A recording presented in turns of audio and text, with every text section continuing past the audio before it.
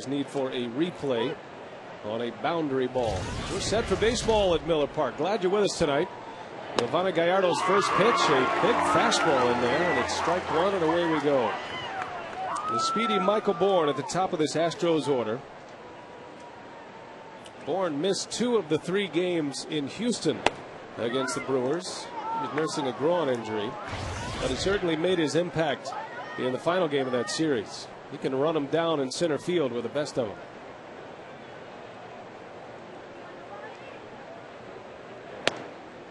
Astros got in late last night. They played in Florida last night and lost big to the Marlins, dropping 3 of 4 of that series. Having a tough time on the mound. I mean, I guess you got 2 teams in the game here today that have been having, some inconsistent pitching. Offensively, the Astros have improved themselves with Lance Berkman coming off the disabled list. Berkman just returned to the lineup on Wednesday. He's had a calf injury that has knocked him out for 3 weeks. But back in there tonight. Bourne strikes out. Gallardo took something off. And a strikeout to the first batter is how Giovanni Gallardo gets started today. Well, that changeup for Gallardo has been good, probably for his last 3 to 4 starts. Same arm slot as the fastball. He throws it hard but chokes it a little bit so he doesn't get the velocity. And a good pitch. See the numbers on Gallardo, making his 24th start of the year. His lone complete game came against Houston in late April. And he's trying to break free from that number 10 in the win column, looking for his 11th victory of the season. Gallardo has not won a game since July 30th when he beat the Washington Nationals. Back-to-back losses. And a rematch of last Sunday's game in Houston, with Gallardo matching up against Rodriguez. Tejada bounces one to McGee, 2 outs in the first. Beautiful night for baseball. The State Fair is still going on a few miles west of Miller Park. It's 84 degrees and a slight breeze coming in, blocked mostly by the stands coming out of the south. Sometimes they say this time of year when the panels are open and the roof is open and a south breeze blows, that's when you see the balls fly out of the ballpark, especially into left center. And it's kind of what we saw yesterday on a couple of occasions. Yeah, even more evident in daytime. So early on, you probably see some balls carry pretty well. Ball always carries well here at Miller Park. Very good hitter's ballpark. But even better when it's hot and everything's opened up. Lance Berkman comes in batting .276 for the season. 18 homers, 57 runs batted in. Just 2 for 18 against Milwaukee pitching this year, which is a notable story because in his career against the Brewers, he's hitting .329. Only Albert Pujols has a better batting average against Milwaukee among active players. And sometimes you catch a guy when he's not swinging the bat all that well. You're playing back-to-back series sometimes, or you catch him twice in about a 10-game stretch, and it's all about how the guy's swinging the bat. It's not necessarily the Brewers that do it to him, but sometimes hitters just aren't seeing the ball against anybody. Berkman 1 for 4 yesterday, and takes one just off the plate. I tell you, Yo reaching back here tonight. Well, I tell you, this is about as hard as he's thrown in the first inning this year. Off the outside corner. Got some good velocity coming out of that bullpen. Native Texan against the Houston Astros tonight, Giovanni Gallardo. And down goes Berkman. Pulled the string on him again. And a great start for Gallardo. 3 up, 3 down with a couple of strikeouts. One on a changeup, the other on a curveball. And we head to the bottom of the first.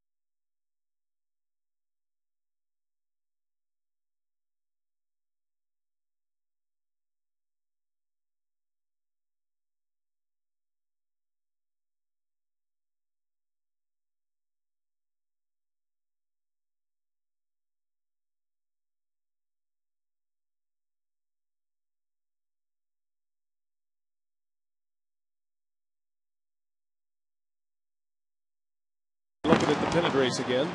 Brewers are 56 and 58 to start the day, 2 under.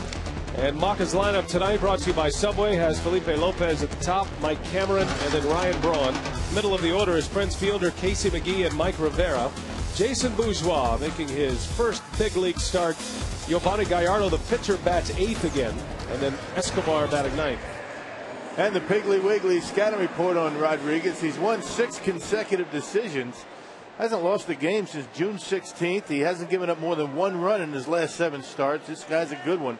That includes 3 times where he did not allow a run and only 9 walks in that stretch. So throwing strikes, keeping the ball down, keeping the ball in the ballpark. He's tough.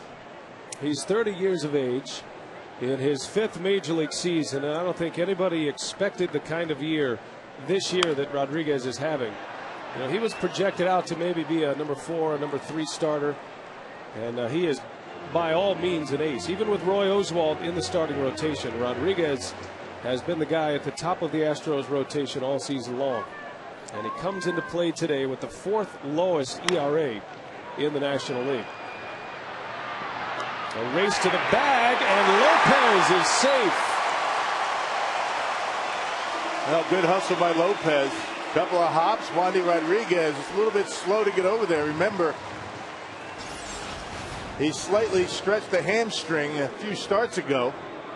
Little tentative getting there, and Lopez hustling all the way down the line, able to beat it. One of the things that was kind of surprising in his last start, Rodriguez coming off that hamstring problem. Brewers didn't make him get off the mound and move around at all. He dropped down a bunt, play like that. Certainly a hamstring will have an influence. Yeah, Rodriguez had to miss a start. He was bunked back a couple of days and then was able to make the start against the Brewers on that Sunday. And really the way he started out, Rock, it kind of looked like he was being bothered by the hamstring, and yet 7 innings later and no runs later, he was the same old Wandy Rodriguez. He didn't exactly bust it over to first base right there. A little tentative. Cameron drops a bunt down. Yeah, why not? I mean, I was surprised that the Brewers didn't do that last time. Guy's got a bad leg, not 100%. Make him move around, see what happens.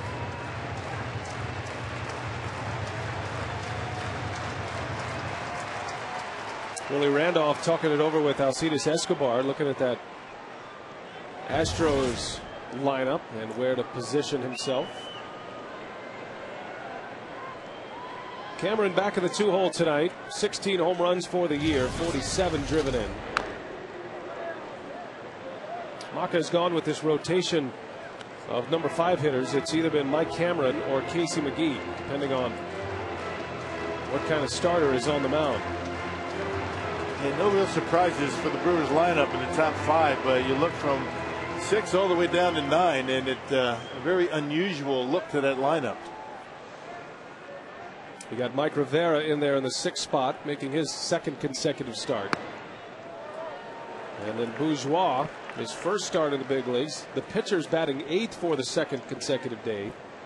And then Escobar is in the 9-hole. That fastball just missing that outside corner. Tough pitch to take. That's a pitch that Rodriguez normally gets. And the way he's shaking his head at Jim Reynolds, he's expecting to get it tonight. Puts it in the same spot, and Cameron is down on strikes. Now 1 gone, and Lopez at first. Here comes Ryan Braun. He was part of the hit parade yesterday, one of the 5 home runs the Brewers hit. He was the only Brewer home run hitter that had only 1 homer yesterday.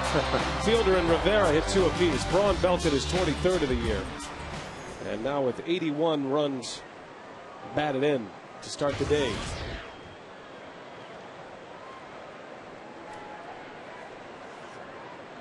Braun with good numbers against the Astros this year and hits that one high and deep. That is way back center field, and goodbye. Ryan Braun with a 2-run home run. Number 24 for Braun. And it's 2-0 Brew Crew in the 1st inning. Well, Yo at least gets 2 runs tonight.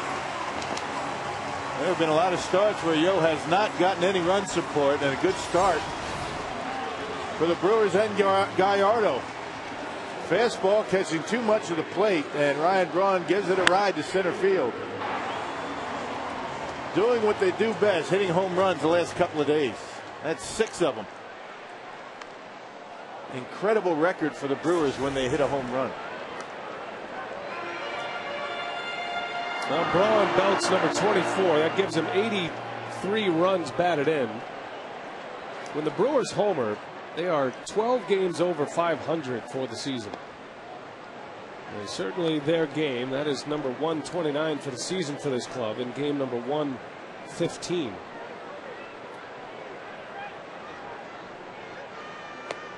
And as deep as that ball was that Braun hit, everybody's still buzzing about the home run Fielder hit here yesterday, his 29th of the season. Actually, it was his 28th of the season. His 29th came to the opposite field. And while he was proud of the opposite field home run, every power hitter loves to go the other way. There's no mistaking the one he hit off the scoreboard in center field yesterday is the longest he has ever hit as a big leaguer. Yeah, I think the longest that we've seen here at Miller Park. We saw Adam Dunn hop one out of this place to right center. This year, a couple of years ago, he hit one in the deck, but that one that Prince hit yesterday, further than any of them. And Rodriguez makes quick work of him, strikes him out. So 2 strikeouts for Wandy Rodriguez.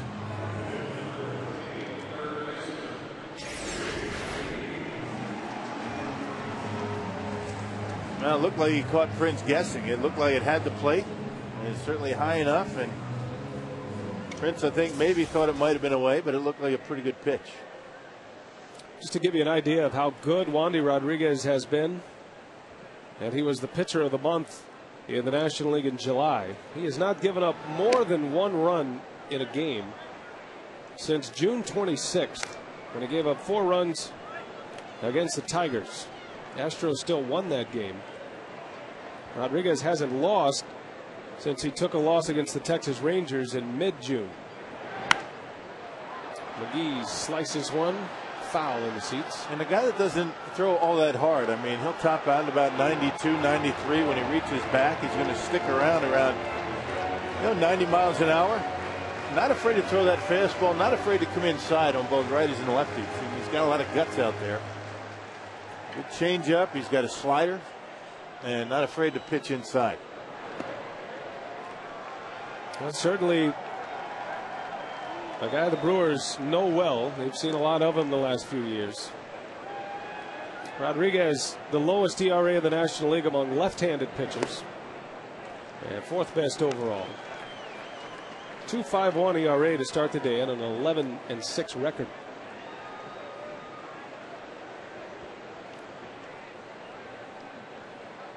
The 11 wins, a career high for Rodriguez. And he walks Casey McGee, something he doesn't do a lot of. But the Brewers with their 3rd base runner of this first inning. And that sets the stage for Mike Rivera, who gets a nice ovation. A multi-home run game for Mike Rivera. The first time in his big league career he's done that. First 2 at-bats yesterday, Rivera goes deep. He drives in 5 runs. 3-run homer in the second, had a 2-run home run in the 3rd. And in his last 2 starts, Mike Rivera has driven in 8 runs. 8 of his 11 this year. He drove in 3 against the Astros with 1 swing of the bat last weekend in Houston, which doubled his RBI output. Taco Bell, who's hot? Rivera, 4 hits in 8 at-bats in his last 2 starts. Couple home runs and 8 ribbies. And that doesn't give you back-to-back starts. What will? Right? If you can't earn your way in the lineup after that. Yeah. You got problems. And Maka certainly wanting to get the hot bat in there. Maka's big concern with yesterday's lineup in particular was the lack of power in the offense. You know, he felt like, where are we going to get our long balls from other than Braun and Fielder? But sure enough, 5 home runs, which was a season high for the Brewers. And the first time Jason Kendall has had to sit back-to-back games since coming over last year.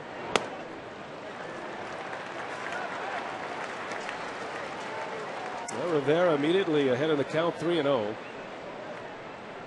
Rivera has plenty of pop in his bat. He certainly showed it yesterday, but he's a guy that doesn't hit home runs because he doesn't play a lot. But you look at his career numbers, which includes a 30 home run year, 1 year in the minor leagues. He was in Double-A. You hit 30 home runs in a minor league season, you've done something. Yeah. And it doesn't matter if it's a good hitter's ballpark or not. I mean, that's a lot of home runs in the minor leagues. Ball 4. Rivera draws the walk. Back-to-back walks. 2 on for the Crew. And Jason Bourgeois will get an at-bat in this first inning. Yeah, high pitch count in the first inning for Wandy Rodriguez. 24 pitches. 13 balls, 11 strikes. Very unusual for Rodriguez. Quick trip to the mound from Dewey Robinson, the Astros pitching coach. Gallardo needed just 12 pitches for a 3-up, 3-down first. That included 2 strikeouts. Rodriguez 24 pitches already and still an out to get. So here is Bourgeois making his Brewers debut. Bourgeois, brief time in the big leagues last year with the Chicago White Sox. He didn't start a game with the White Sox last year. He said it was tough finding playing time for Ozzie Guillen. He was used as a pinch runner a couple of times, pinch hit a couple of times. And he might get some opportunities against left-handed pitching. Against righties, you've got Catalanato and Garrett will probably get some work in right field. But against the left-handers, Bourgeois getting an opportunity here tonight. Ken Mockin wants to see what he brings to the table. Certainly brings a lot of speed. And Bourgeois sends one to right, a base hit. And here comes McGee. He's going to test the arm of Hunter Pence. McGee is in there. Bourgeois advances. There's a good start. A base hit and an RBI for Bourgeois. His first hit in the National League. His second big league hit. He drives in a run, and it's 3-0 Brewers. Yeah, that's the way you get yourself on the good side of the fans right away. Taking one to the opposite field and taking second on the throw. An inside-out stroke. I was kind of surprised that Quintero came away from home plate to make the throw to second base, because with Casey not running all that well. Check it out. Watch how close it might have been. If he stays back, he might have a play on McGee. And now here's Gallardo, and that's a base hit down the line. 2 runs will score. Giovanni on his way to second. And the Brewer pitcher getting into the act. 5-0 Brewers in the first inning against Wandy Rodriguez. Wow.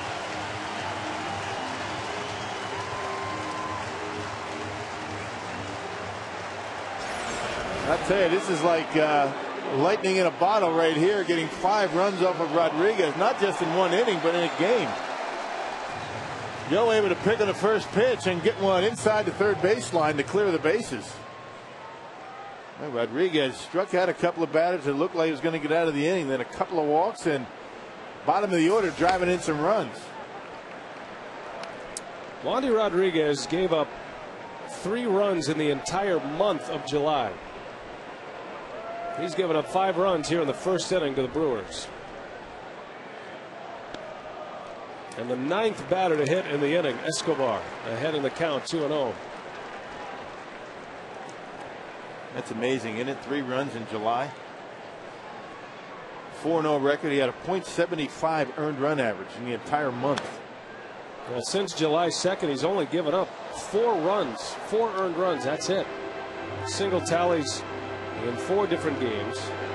He has been the hottest pitcher in baseball in both leagues.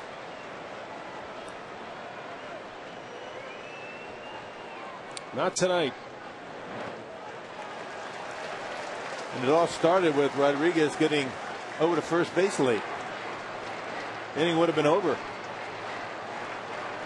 Felipe Lopez legging out, an infield hit to start it offensively for the Brewers. On a little bouncer over to Berkman. Lopez beat Wandy Rodriguez to the base. And then Braun hit the 2-run homer. The last 3 runs have all come with 2 outs. Escobar has a good cut. Fouls it back. It's 3-2.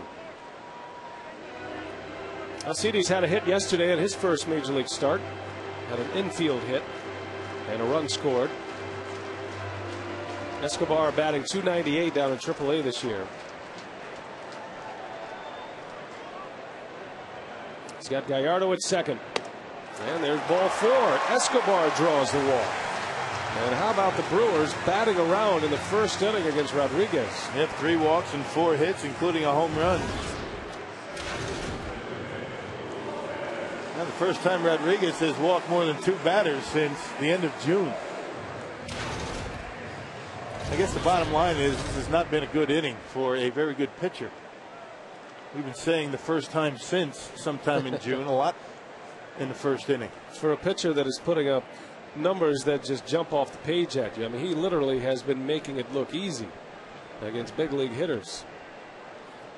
So Felipe Lopez with his second turn at the plate in the first inning. 5 runs on 4 hits, 3 walks. Ice cold soda, ice cold. Water in here.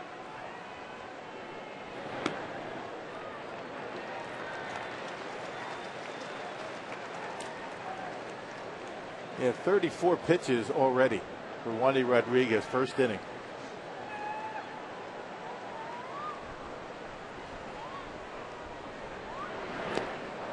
Lopez chases one. Rodriguez shortest outing of the year, 4 innings. That was the day against the Reds. He gave up 6 runs, 0 earned runs way back in May.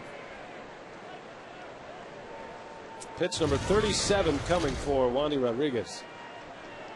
2 on, 2 out. And that one's in there for a strike, 1-2.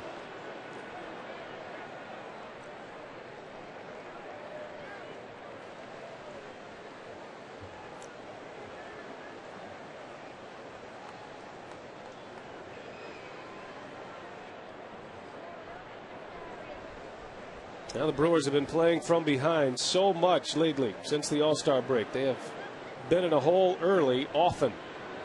Not tonight as Lopez sends one deep to left. There it goes. Lopez, a 3-run home run. And it's 8-0.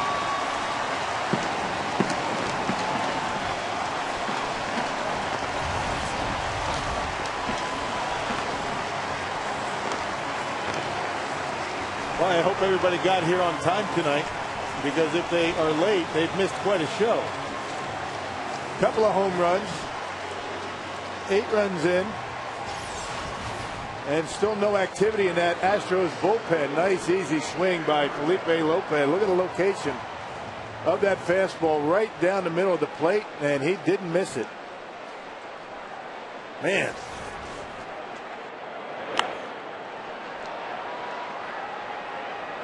The Brewers put a snowman on the Astros in the first. How about it? Well, the Brewers scored 9 runs in 3 innings yesterday against the Padres. That is a crooked number.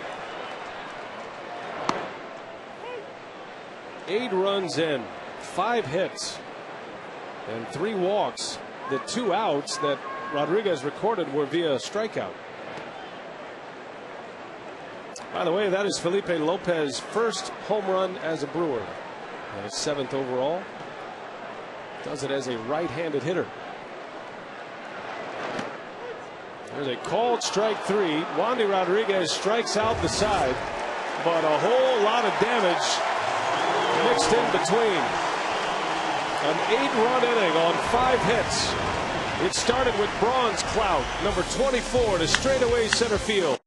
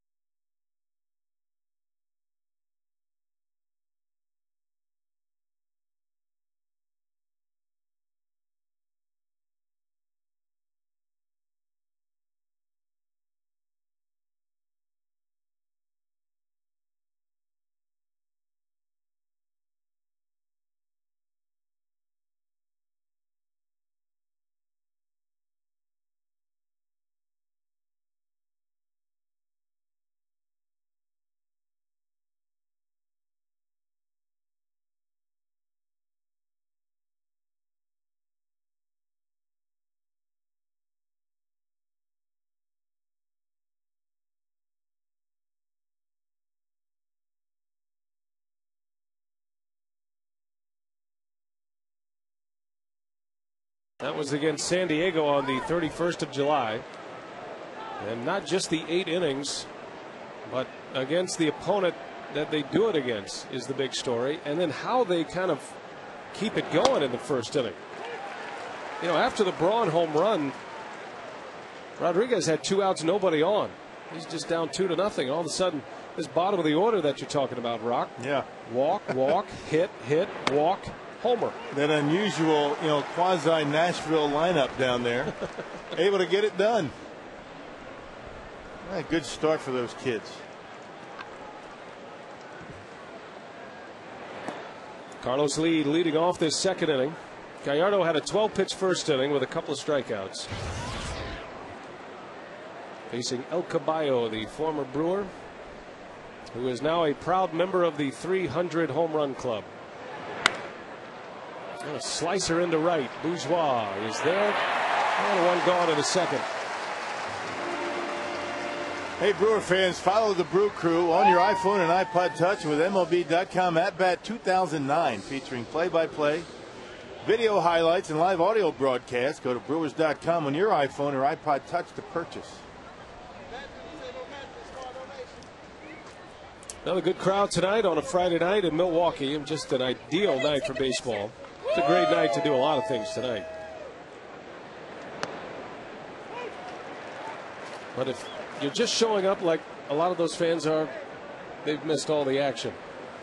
Well, you hope that the Brewers aren't done.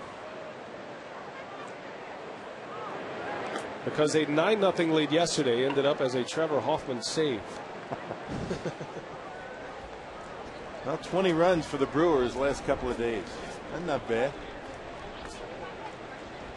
Well, the guy at the plate was the lone bogey for Gallardo on Sunday in Houston in his last start. Jeff Blum hit a 2-run home run off Gallardo, representing the only run-producing hit of the game for both teams. Of course, the Brewers were shut out.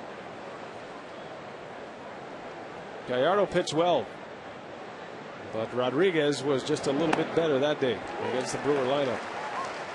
And Gallardo has a nice, sharp, crisp fastball here tonight. You can just tell it's got good zip on it. He's keeping it down. He's got good velocity.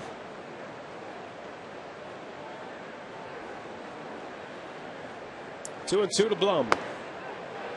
3-2. That was close. Jeff Blum's been an everyday player for the Astros this year. Getting a chance to start at third base. Cecil Cooper gives him that chance, and he's responded pretty well. He's always been a good hitter and a very good defensive third baseman. It always seems like he's been kind of pigeonholed into that utility role. Throw him in the outfield, play him in the infield somewhere, give you a good pinch hit, but putting up some pretty good numbers. Full count to Blum with one away. And he rips out, and the first fielder is right there, out number 2. And that leads us to our carsoup.com email the booth question. How difficult is it to be ready when you're not an everyday player? That's the question from Lindsay in Milwaukee today. Rock, you are an expert. Yeah, well, you got to do a lot of work before the game actually starts. The games that you're not playing. I actually used to catch batting practice from time to time. Get the gear on, get back there. You just see the bat go in front of you. You'll come out early and take, make throws to second base. Infielders, outfielders got to work extra hard, and it's a little bit easier to stay ready defensively, but to stay ready at the plate at the major league level is very difficult to do, and that's what's amazing. What Rivera's been able to do the last couple of years. Well, Rivera is a guy who likes to work. He gets out early. He takes, there's always an early group of batting practice on most days, and it's usually for the guys who are on the bench that particular day and are going to be role players, and Rivera's always in that group. And it was interesting that one thing he found by coming out early and working on his swing and his approach, he realized he was starting to get a little too far away from home plate. And he was not pulling the ball like he wanted to. There's a guy not playing at all, right, and discovering that in early work. Pence down the right field line. That's a fair ball and extra bases for Hunter Pence. So a ground rule double as that one bounces up into the seats. Man, a good job by Pence, able to cover that outside corner. I mean, that's a tough pitch. Well done. He gets it off the end of the bat, but strong enough to fight it down the right field line, just inside the chalk line and into the seats for a ground rule double. And that's the toughest pitch for a player that's not playing every day to handle that pitch away. And that's one of the reasons why Rivera started to creep up on the plate just a little bit to be able to cover that outside corner. The danger you have to be careful of when you do that is all of a sudden your strike zone is a little bit different. What you've become accustomed to as what is inside and what is outside, when you move up on the plate a little bit, that's adjusted a bit. You have to make an adjustment, and he's been able to do it pretty well. Kaz Matsui with 2 outs. Matsui on the doorstep of a milestone that will include him in one of the most prestigious clubs in all of Japanese baseball. It's called the Golden Players Club, and he needs 1 hit to do that. It's an automatic entry into this club, and all these players who are into this club end up going into the Japanese Hall of Fame. Matsui is a hit away from 2,000 in his career when you combine his numbers from Japan and from the major leagues. And you see some of the most notable names that are already in. Of course, Matsui with 1 more hit joins this club. It takes 200 wins, 250 saves, or 2,000 hits. Hideo Nomo, Ichiro, the other Matsui, the Yankees version of Matsui, and then Kaz Matsui. Not this time. Gallardo strikes him out. Picks up number 3. And Giovanni bounces back with a solid inning after the Brewers score 8 in the first.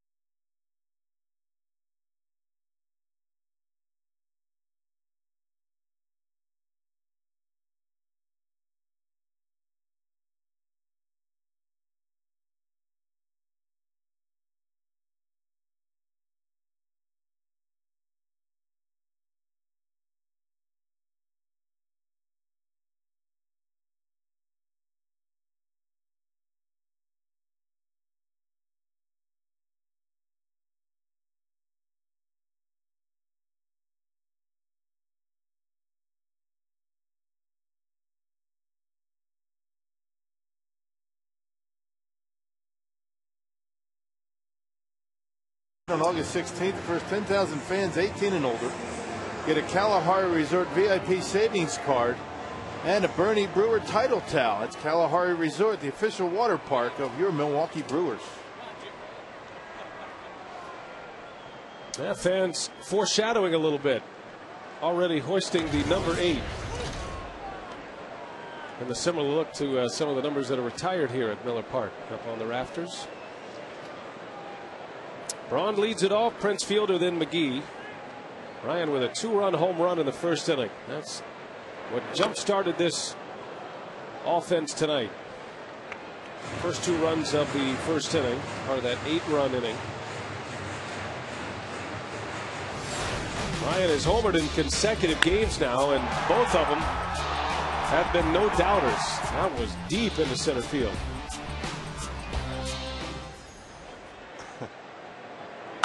And that one's well hit. Deep left center.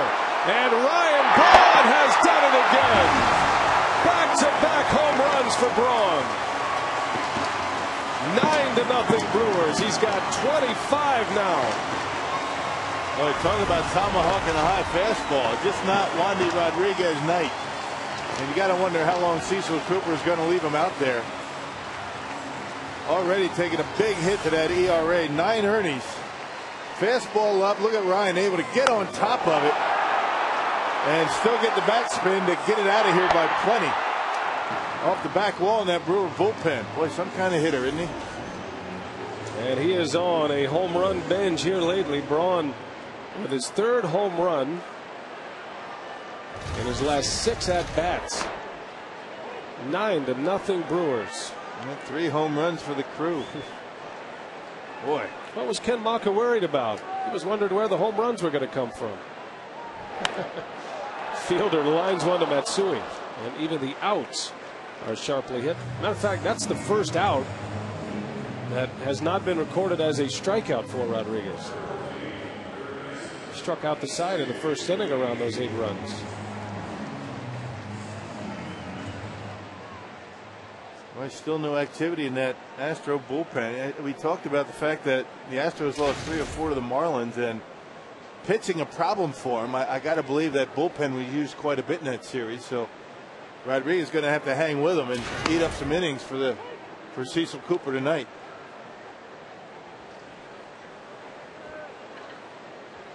9-0 Brewers. There's our magic stat, Rock. Brewers are 14-0 when they scored 9 runs in a game. That was challenged yesterday when the Padres brought the tying run to the plate. I may just hope that they don't stay on 9 very long. It didn't work out well yesterday.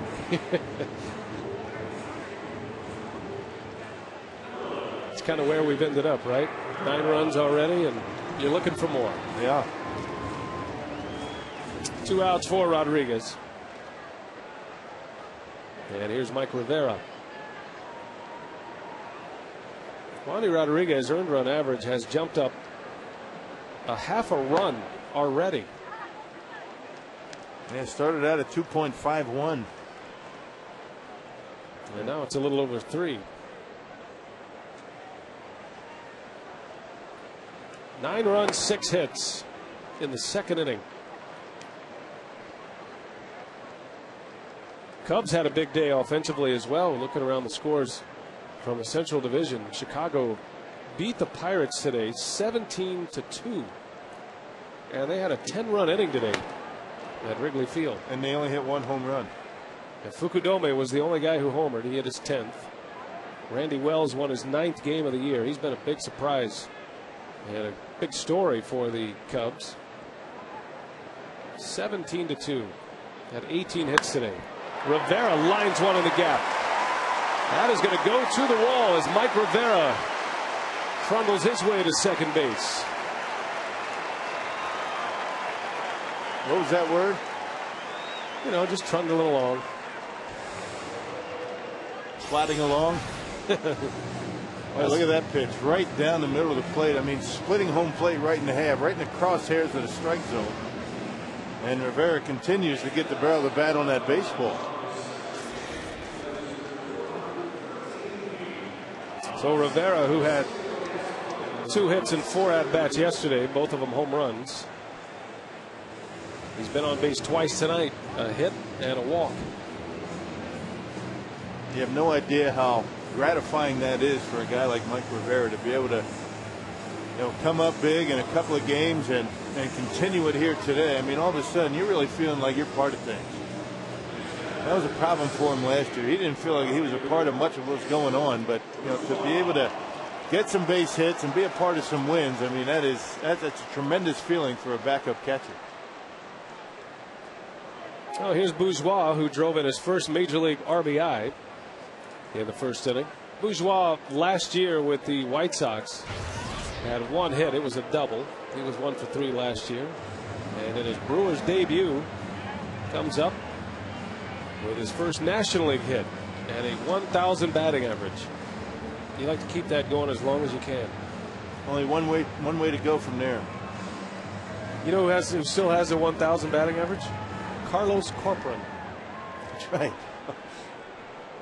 Brewers catcher in the minor leagues. They brought him up and he got a hit against the Reds and they sent him down. Got a hit against a position player. Yeah, it was Paul Janisch, wasn't it? Yeah. It was a blowout. Corcoran got an opportunity, got his game of fastball, and got his base hit. Doesn't matter. He won't add that to the story about it.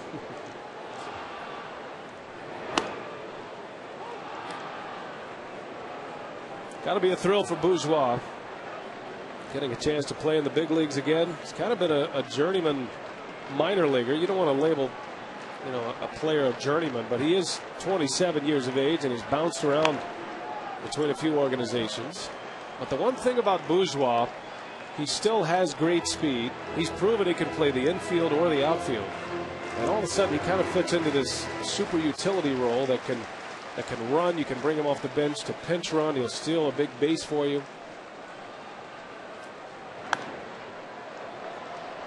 Bourgeois down in AAA this year, along with the 36 stolen bases, he had 18 triples.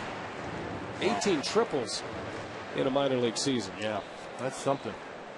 And that was in 105 games. That's more of a reflection of speed than even the stolen base numbers, those triple totals.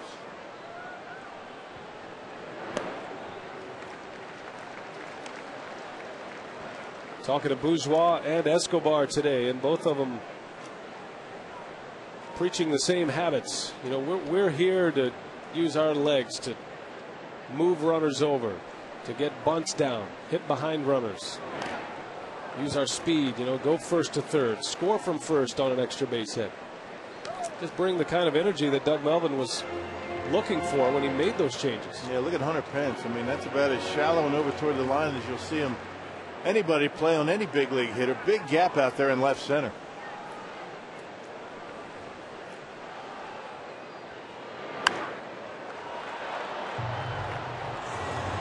The Astros would have somewhat of a book on Bourgeois and Escobar for that matter from their minor league team in Round Rock. Their AAA team is in the Pacific Coast League, and the Nashville club and the Round Rock club match up quite often. 8th pitch of the at bat, and Bourgeois pulls one to Blum, and the side is retired. But Ryan Braun, for the second time tonight, goes deep. Now 25 home runs for the year, and the Brewers lead 9-0.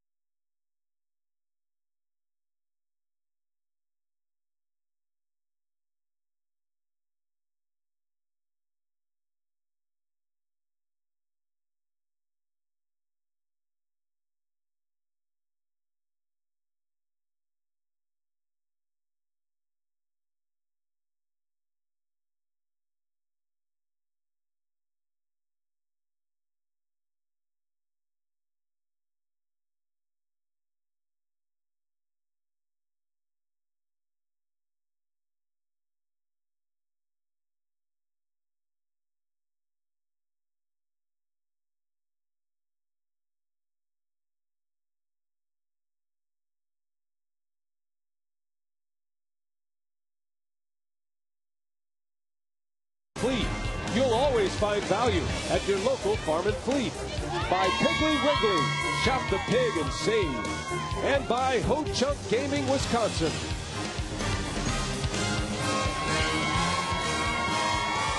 Getting married next week, but I'll leave him for you, Braun. That's pretty harsh. Yeah. Can't blame her, though. Braun's hit 2 homers tonight. Maybe if he just had 1 home run, she might stay with him. I wonder if he helped her with this sign. Originally, that sign said, Rock, and then after the home runs, they put Braun in there. They always change their mind, yeah, well, right? And that's their privilege. We tried to get to him early. 9-zip. The Brewers lead the Astros. Humberto Quintero leads off for Houston. Giovanni did a nice job in the second. You know, when a club gives you that much run support early, you get an 8-run inning on the board. It's so important to come out and get on the attack. And Gallardo with a scoreless second inning, giving up a double to Pence. But a scoreless inning with a strikeout in the second inning. And a lot of times you sit in that dugout for so long, you get a little bit stale, you get stiff. And you lose your edge. But I think the fact that, you know, Giovanni got the double, he's on base, he stayed warm, stayed involved, I think it helped him in that second inning. Swing and a miss. Quintero says he fouled it away. Jim Reynolds says, I don't think so. And it's a strikeout.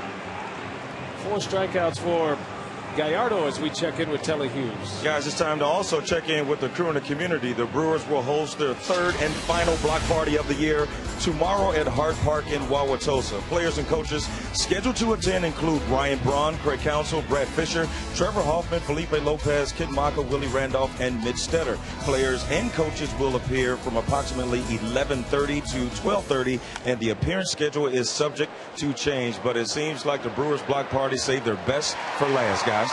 All right, Telly, thanks a lot. Rodriguez pops one up to Braun in foul territory for out number 2.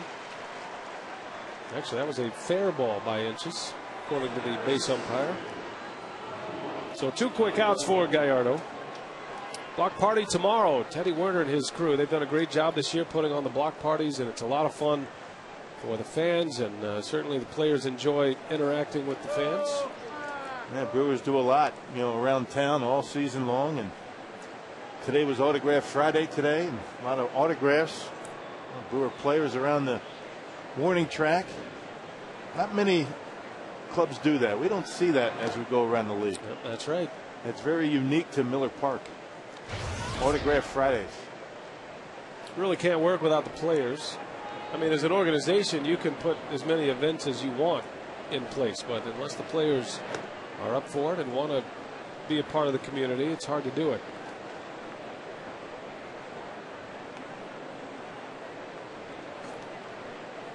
Now the 2 faces of the franchise, Fielder and Braun, putting together this incredible season. Braun has had center stage tonight with 2 home runs. Yesterday it was Prince with a pair of homers.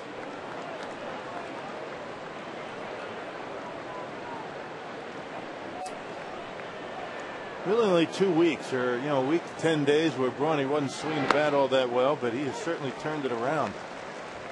A few days before the All-Star break, about a week after the break, it all started to turn around for him in Pittsburgh,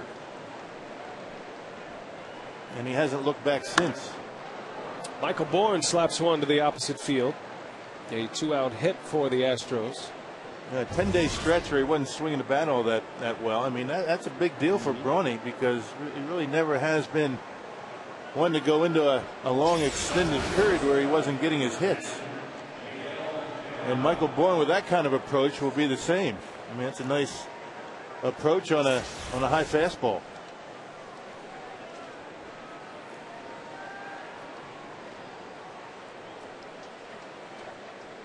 Two outs for Tejada, who grounded out against Gallardo in the first inning and taking his hacks here in the third. Tejada's had a terrific season in Houston, .317 batting average. Power numbers are down from what he's used to, but hitting for average, getting on base, and an all-star this year in Houston. He might have lost a step from his early days over at shortstop, but still has a very good throwing arm. Saw him make a couple of nice throws in that Houston series, cutting down some would-be runs by the Brewers.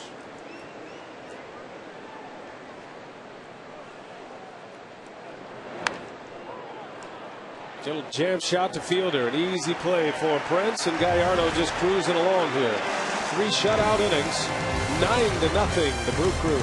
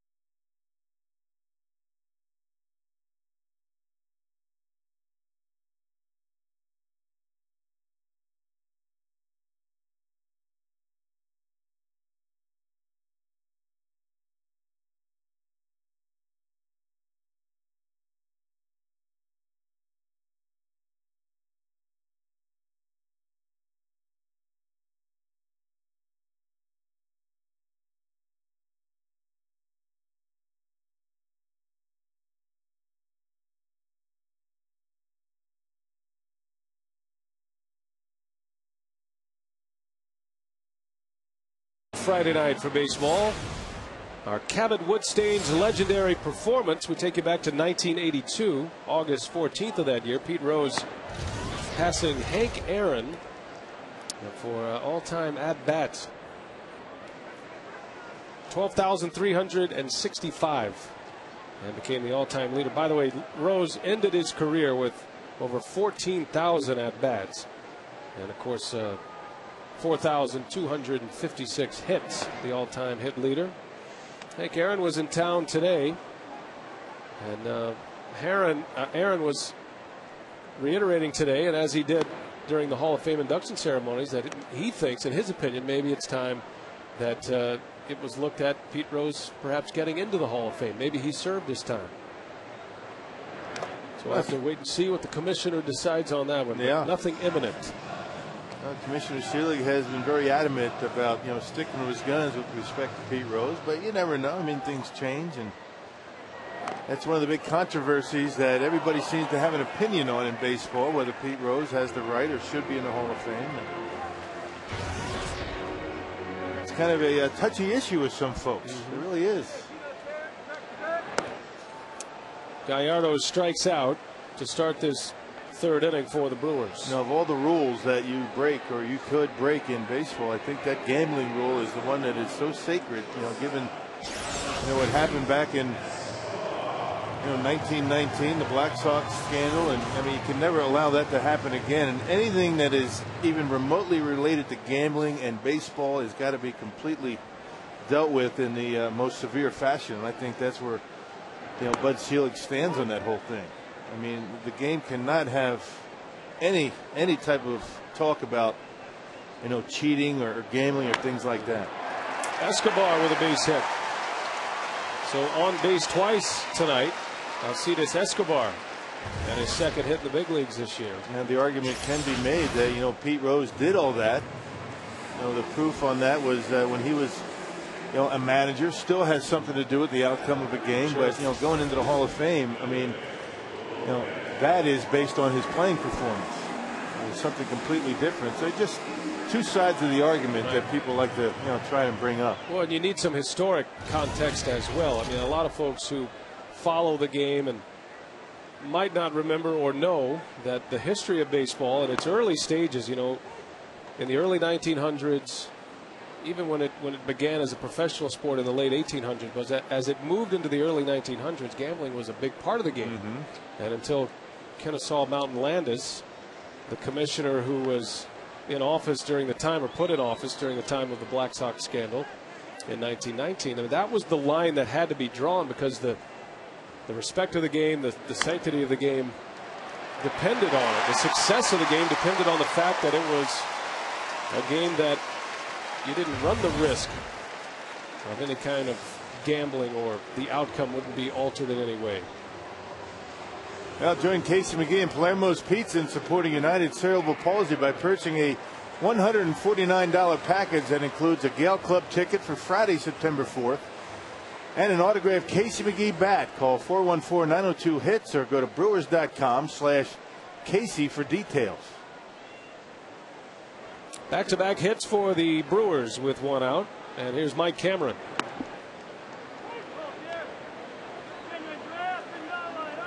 Cameron has struck out twice against Rodriguez. He made 2 of the 3 outs in the first inning. Rodriguez actually struck out the side in that first. Struck out Cameron twice and Fielder looking. But in and around it, the Brewers scoring 8 runs on 5 hits and 3 walks.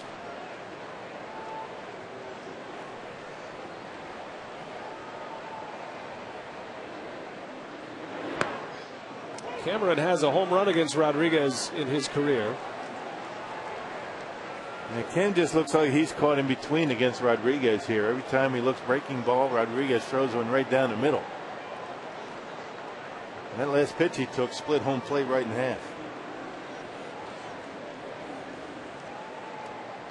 Plenty of speed on the bags. Cameron into center field. That one is hooking. Bourne is there for it. A strange shape to it. Cameron is gone. Still 2 on, and here comes Ryan Braun. In the first inning, Braun starts the scoring with a long homer to center field, his 24th of the year. And then in his next at bat, he leads off the second with a long ball deep in the bullpen in left center. 25 homers for Ryan Braun. 84 runs batted in. Rodriguez getting an awful lot of the plate with his pitches. He very rarely did that in his last start against the Brewers back in Houston. I mean, even the breaking ball's been up and right down the middle. That's why the Brewers have already been able to bang out 9 hits. 2+ innings. Very unusual. Every pitcher has a stretch. I mean, you can't be perfect all the time. This guy's been pitching so well, he's due to have a stinker. Well, the Brewers got a couple of 2-homer games yesterday from Rivera and Fielder. Jeff Jenkins, the last hit, 3 home runs in a game.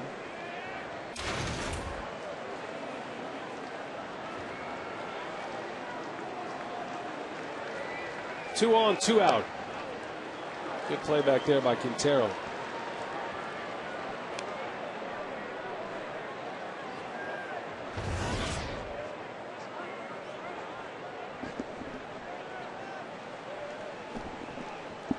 Escobar with a single. Lopez followed with a hit to left.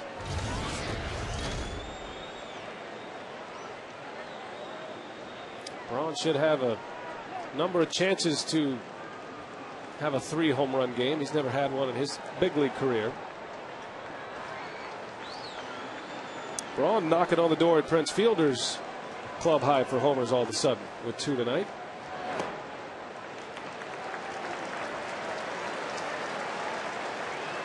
Fielder would be next, and Braun would love him to get an at bat here in this 3rd inning.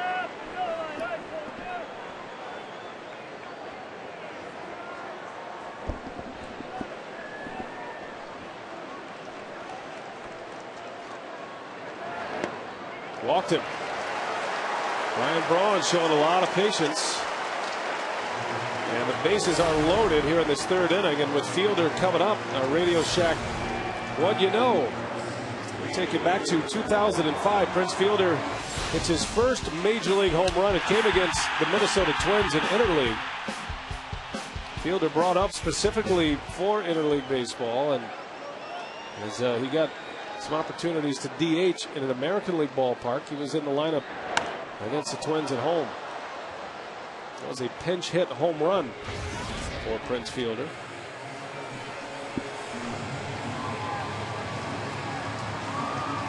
Fielder has 1 grand slam in his career. It came earlier this season in Cleveland.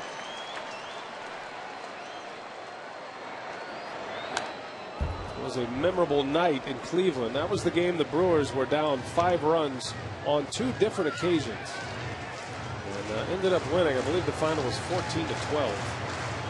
Fielder's grand slam put him on top. Yeah, 2 different times I think everybody ready to give up on him in that ball game, but he came fighting back. Fielder gets jammed in a shallow pop-up. Matsui will make the catch. The inning is over. The Brewers strand 3 and fail to score for the first time tonight.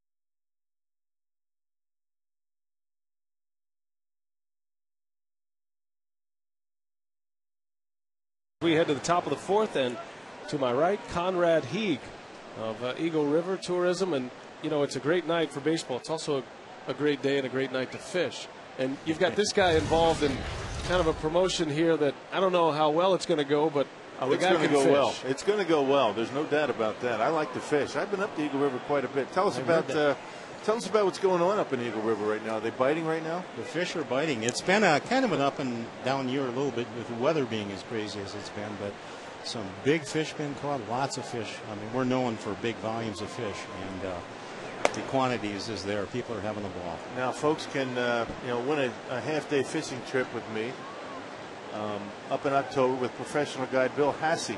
Now, is this guy any good? Well, he has the courage to call himself a professional fishing guide, so he must be pretty good. You're not going to argue with him, are you? No. I've seen a lot of pictures that have been sent along the way of the big tiger muskies and huge fish. Yeah, he just came in with that a couple days ago. He caught it, and that's why he sent it down here right away, because the tiger muskies, you know, is very rare to catch one. And that thing was a good-sized fish. It was about, I think, just under 40 inches. So that's pretty big for a tiger. Now, I used to go up to Eagle River quite a bit before I had this job, and before we did 151 games every single year up in North Twin Lake. Never did hook a muskie, but a lot of big fish up in that neck of the woods.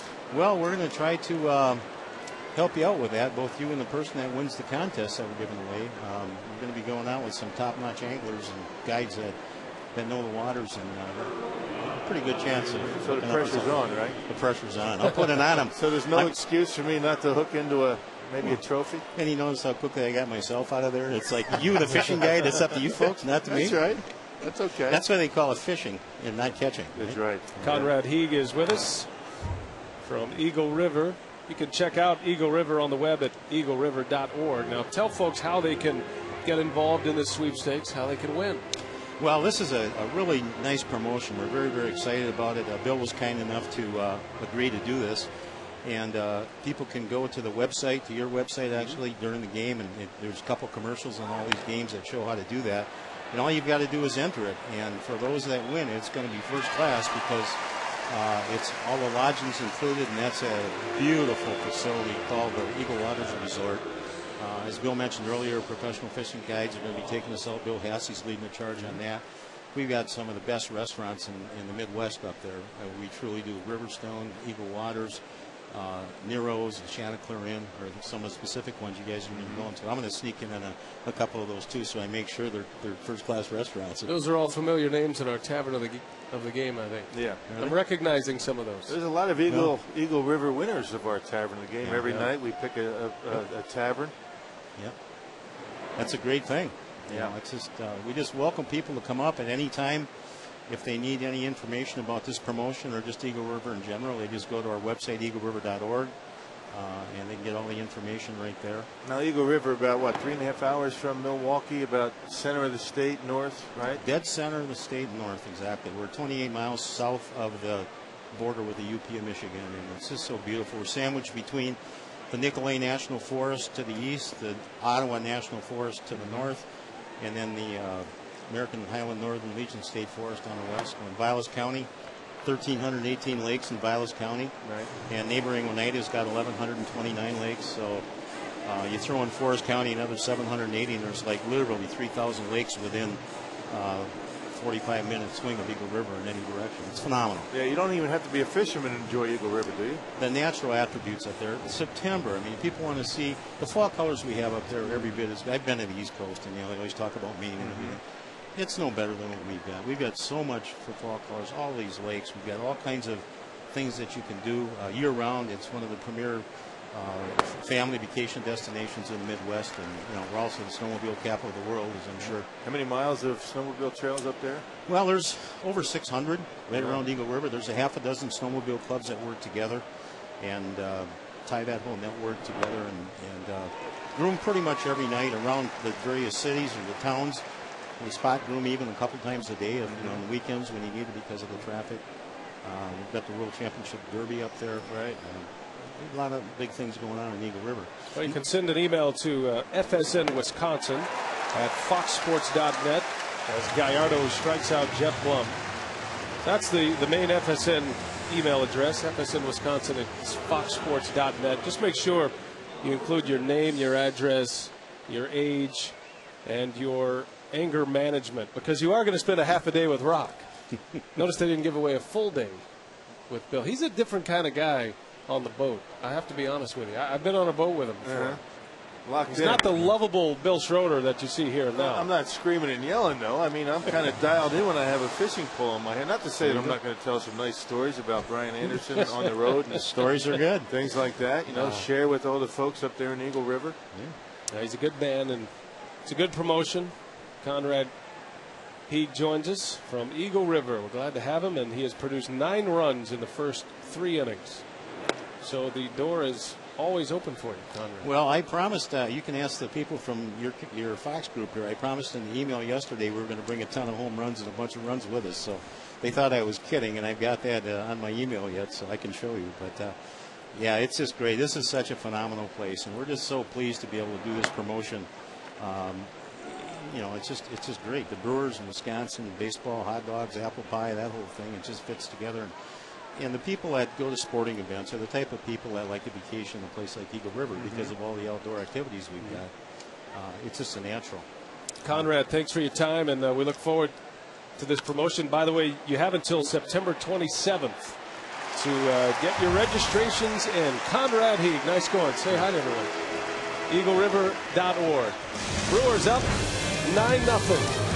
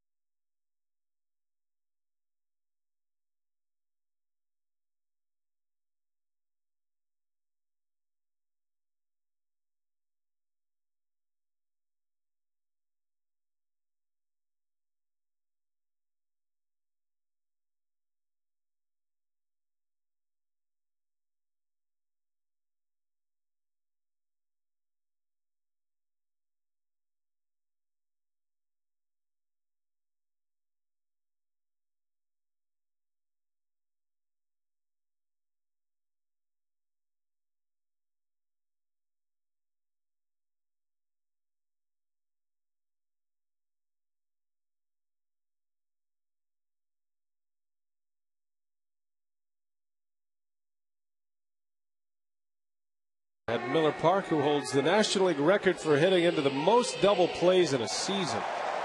A dubious honor. Most double plays in a season. Wow.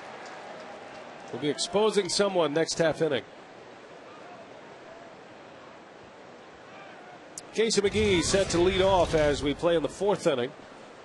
The Brewers leading the Astros 9-0. An 8-run first inning. Good to have Raleigh Fingers in the ballpark tonight.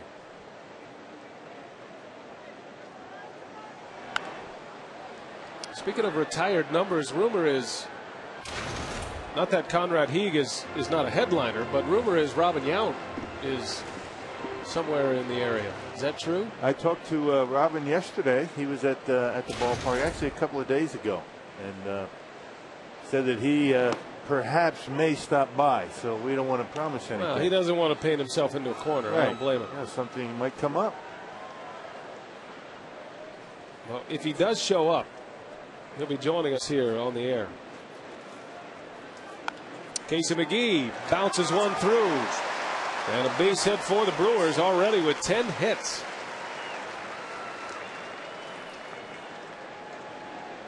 Well, a reminder this Sunday night at Petco Park in San Diego, the USA's best high school baseball players take the national stage in the 7th annual Aflac All-American High School Baseball Classic. Craig Biggio, the former Astro, joins the live HD broadcast. Game time is 7 p.m. Central, right here on Fox Sports Wisconsin. You'll get to see some of the best young prep talent in the country. And if you're a guy like Robin Yount, you go straight from high school to the major leagues.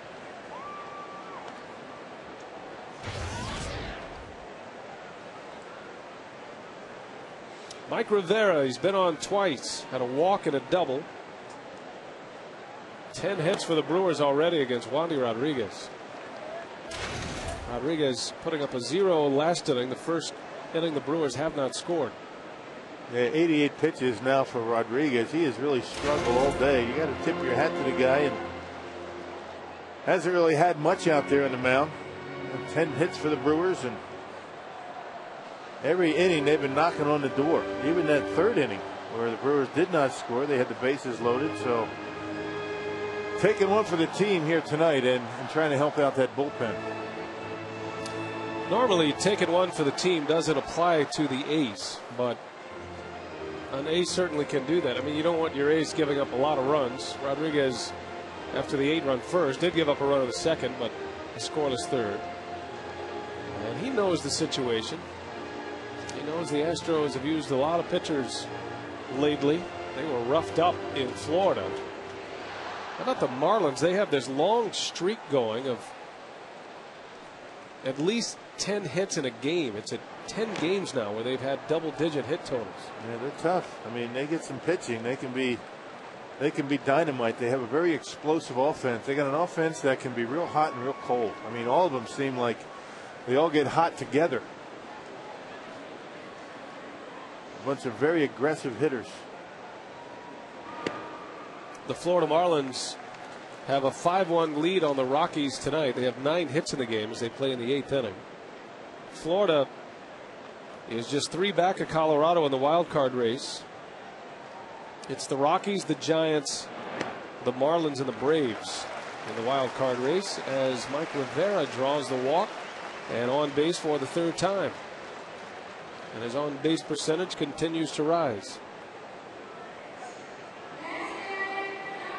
Well, at some point, you're just going to have to go to the bullpen, and you got to worry more about Wandy Rodriguez than perhaps some of your relievers down there, because this is the guy that has got you where you're at right now.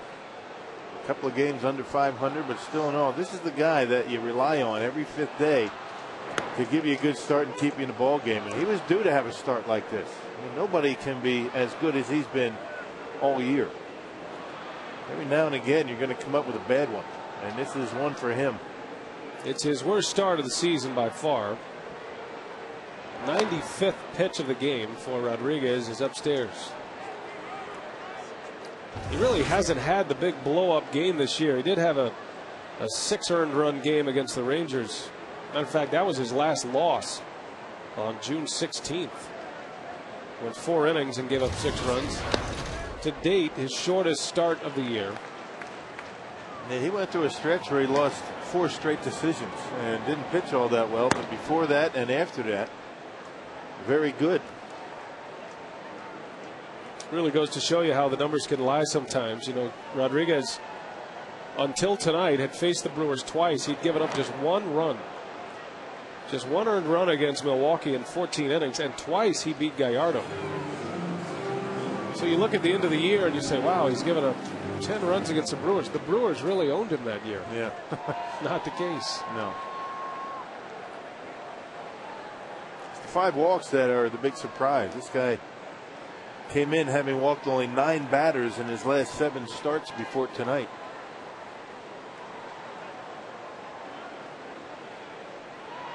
And if his night wasn't roughing up, looks like he's got a bee bothering him on the mound.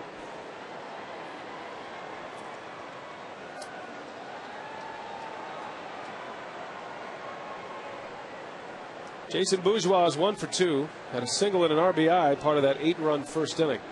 Last time up, he grounded out.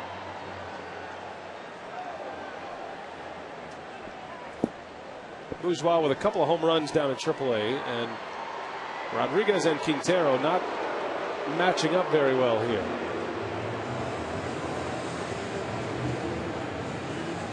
Quintero says, I know this guy. I've seen him a lot. I was catching when he was in AAA. Pitcher always has the last word, right? Well, particularly a guy that's been throwing as well as Wandy Rodriguez has, and sometimes as a catch you just got to say, all right, we're going to throw what you want because he's going to give his best effort on the pitch that he believes in.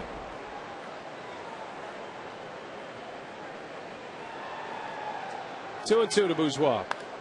And he pulls one to Blum, a hot one. Blum fires to Matsui. The throw is high. And Bourgeois safe, but an excellent play to get it out. I'll tell you, Bourgeois has hit a couple of rockets down there to Jeff Blum, and he's handled them both. Right on the nose, a one hopper to Blum, a backhander, and he played it nicely. This is our U.S. Cellular text a vote question of the week. We'll wrap this up Sunday. Best Brewers closer, we're asking you. You can send your answers in via U.S. Cellular text 234-234. Raleigh Fingers is running away with it. So if you're not in agreement with that, you can make your vote known.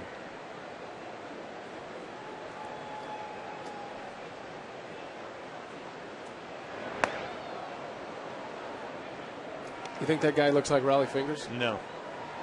You think that's what he's going for? No, I don't really think so. I don't know what he's trying to do there.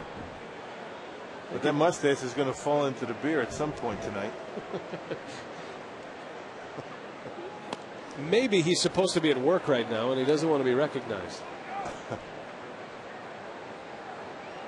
Witness protection program. Now we're only encouraging him. I hope it's a fake mustache. Gallardo pops it up. Should be deep enough to score the run as McGee will tag. And Gallardo drives in his third run of the game. Giovanni makes it 10-0. Sacrifice fly and an RBI. Gallardo had a 2 RBI double in the first inning.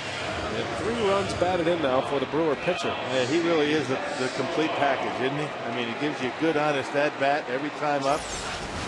Might not always get a base hit, but he's going to, give you the effort, work the count a little bit, make a pitcher, make his pitches on him. And the leadoff single by Casey ends up coming around to score.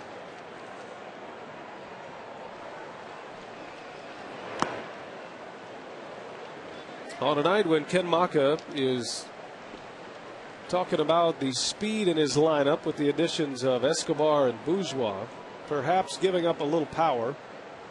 The Brewers have hit 3 home runs. They pounded out 10 hits and lead 10-0 in the 4th inning. You just never know in this game. No, you don't. They don't play it on paper.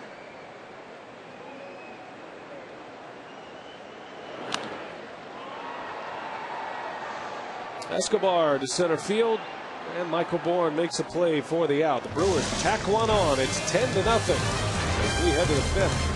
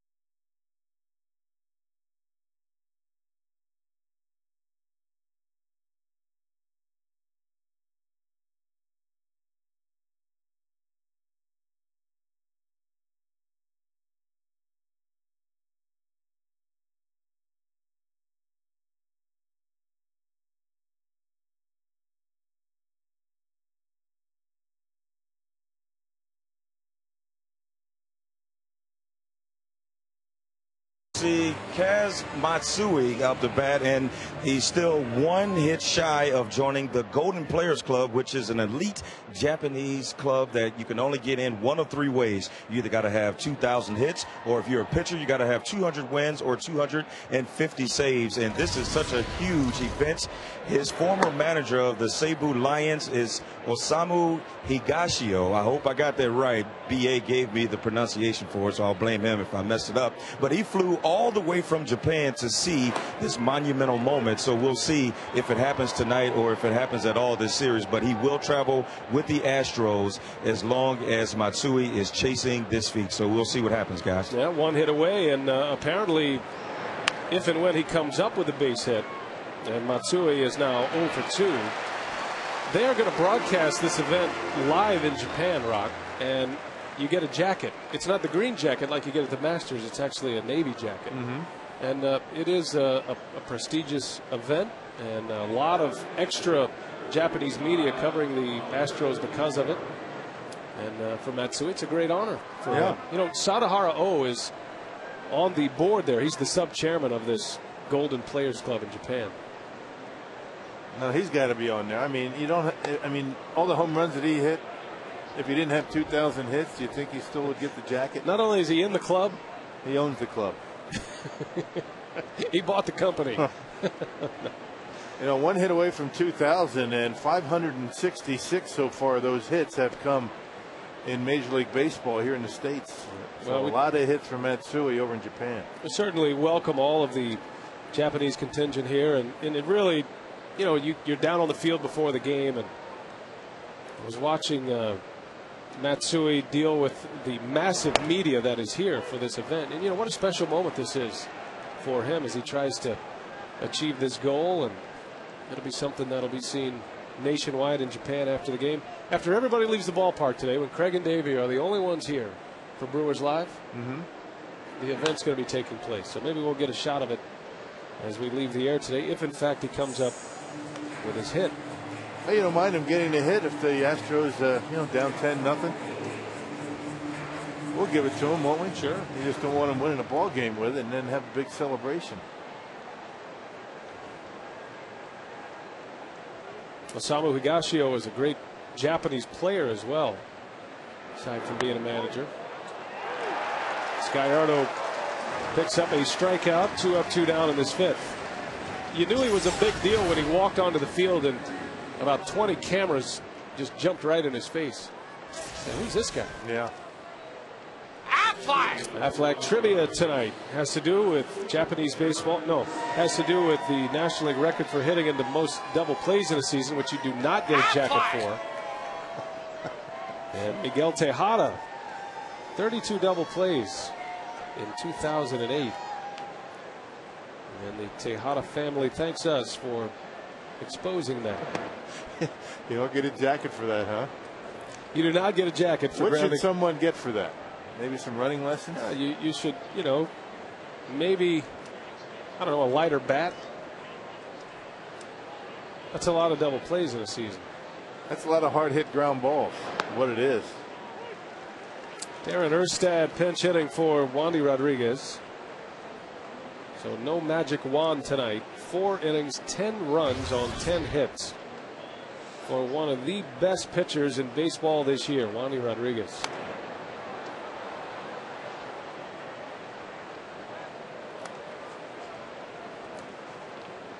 Long night at the office for the Astros hurler.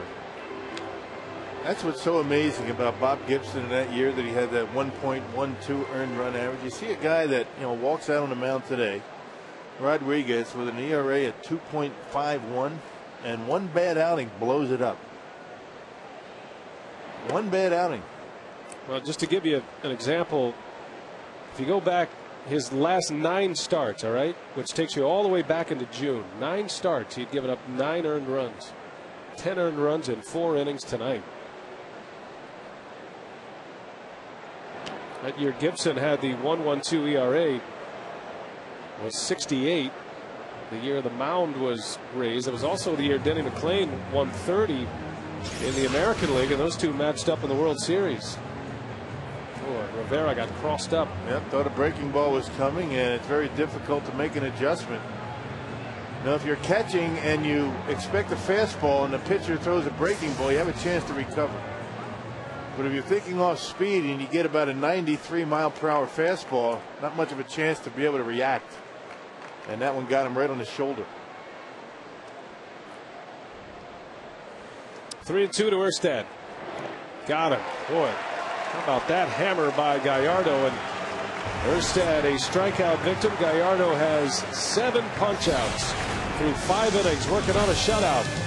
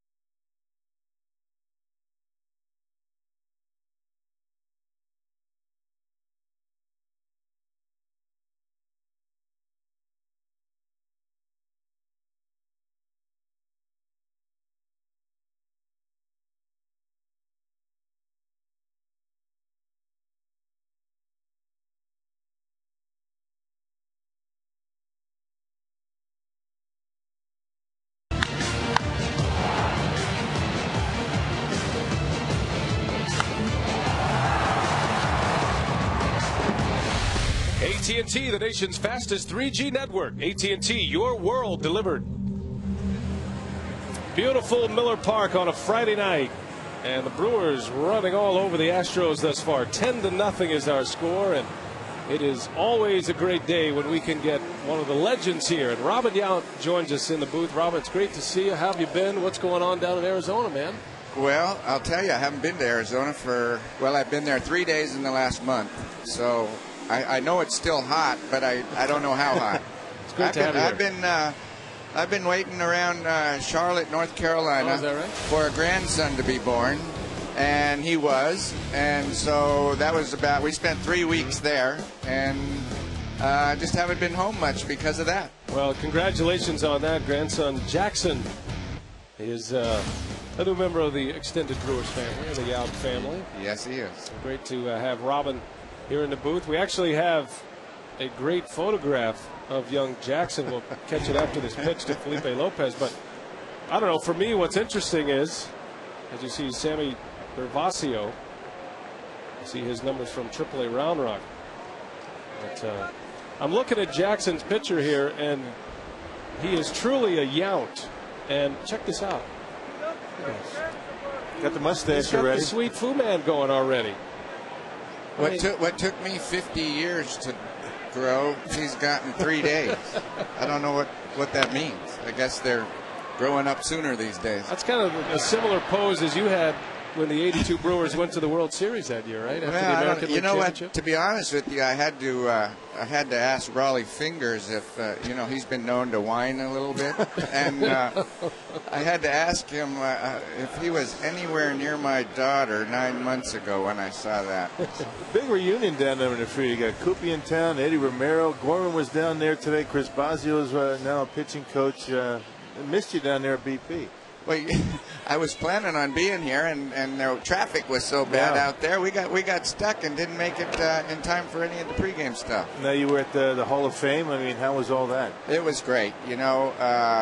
Ricky Henderson this year, Jim Rice, You know, the anticipation, I think, of Ricky Henderson's speech was classic, and I'll be honest with you, he couldn't have done a better job. I hope that people got to see it and see Ricky Henderson, the other side of Ricky Henderson. You know, we as teammates playing against Ricky, there were oftentimes things that he would do out on the field that didn't excite the guys on the other side very much, but he did a wonderful job in his acceptance speech, and he was great. That's got to be a nerve-wracking thing. I mean, were you nervous when you made your speech? Oh my gosh, I get nervous thinking about having, you know, that I had to do it. Right. You know, no, it was, well, obviously that's as most people know, not my most comfortable situation, and so no, that was the thing I worried most about was having to give a speech. Other people are much more comfortable in that situation, but you did a heck of a job. Yep. Well, I practiced a lot in the car for months leading up to it. I almost had that. I did it all myself too. I mean, well, I shouldn't say that. My secretary, or I should say my brother's secretary. I don't do enough to need a secretary, but she helped write it down for me, and the two of us were the only two that knew anything about it. And I did practice it over and over again because there were a number of times sitting in the car. My daughter was ice skating at the time. I would be out in the parking lot practicing this. Pacing back and forth. Well, right? I'll tell you, there was some emotions going on and the lump in the throat and all that I didn't want to have happen up there on the stage. So I went through it enough times that I was pretty comfortable, at least with what was going to come out. But very, very nervous in the situation. Yeah. Quick inning here. Robin Yount stays. We make him stay. We'll talk more with the Hall of Famer when we come back. Stay with us.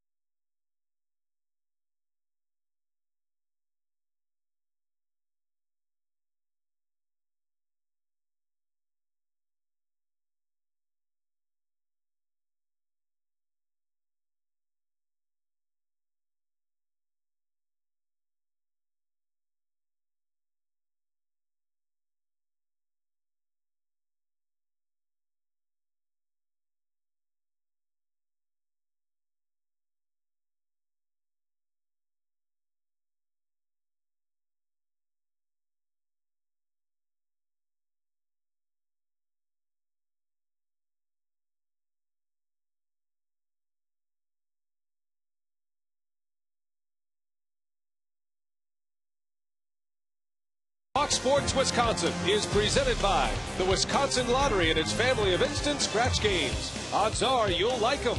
By AirTran. Go. There's nothing stopping you. And by Aflac. We've got you under our wing. Big crowd on a Friday night at Miller Park. 10-0. The Brewers lead the Astros in the first game of this 3-game series. And Gallardo doing his thing on the mound. He's working on a shutout through 5 innings, has 7 strikeouts.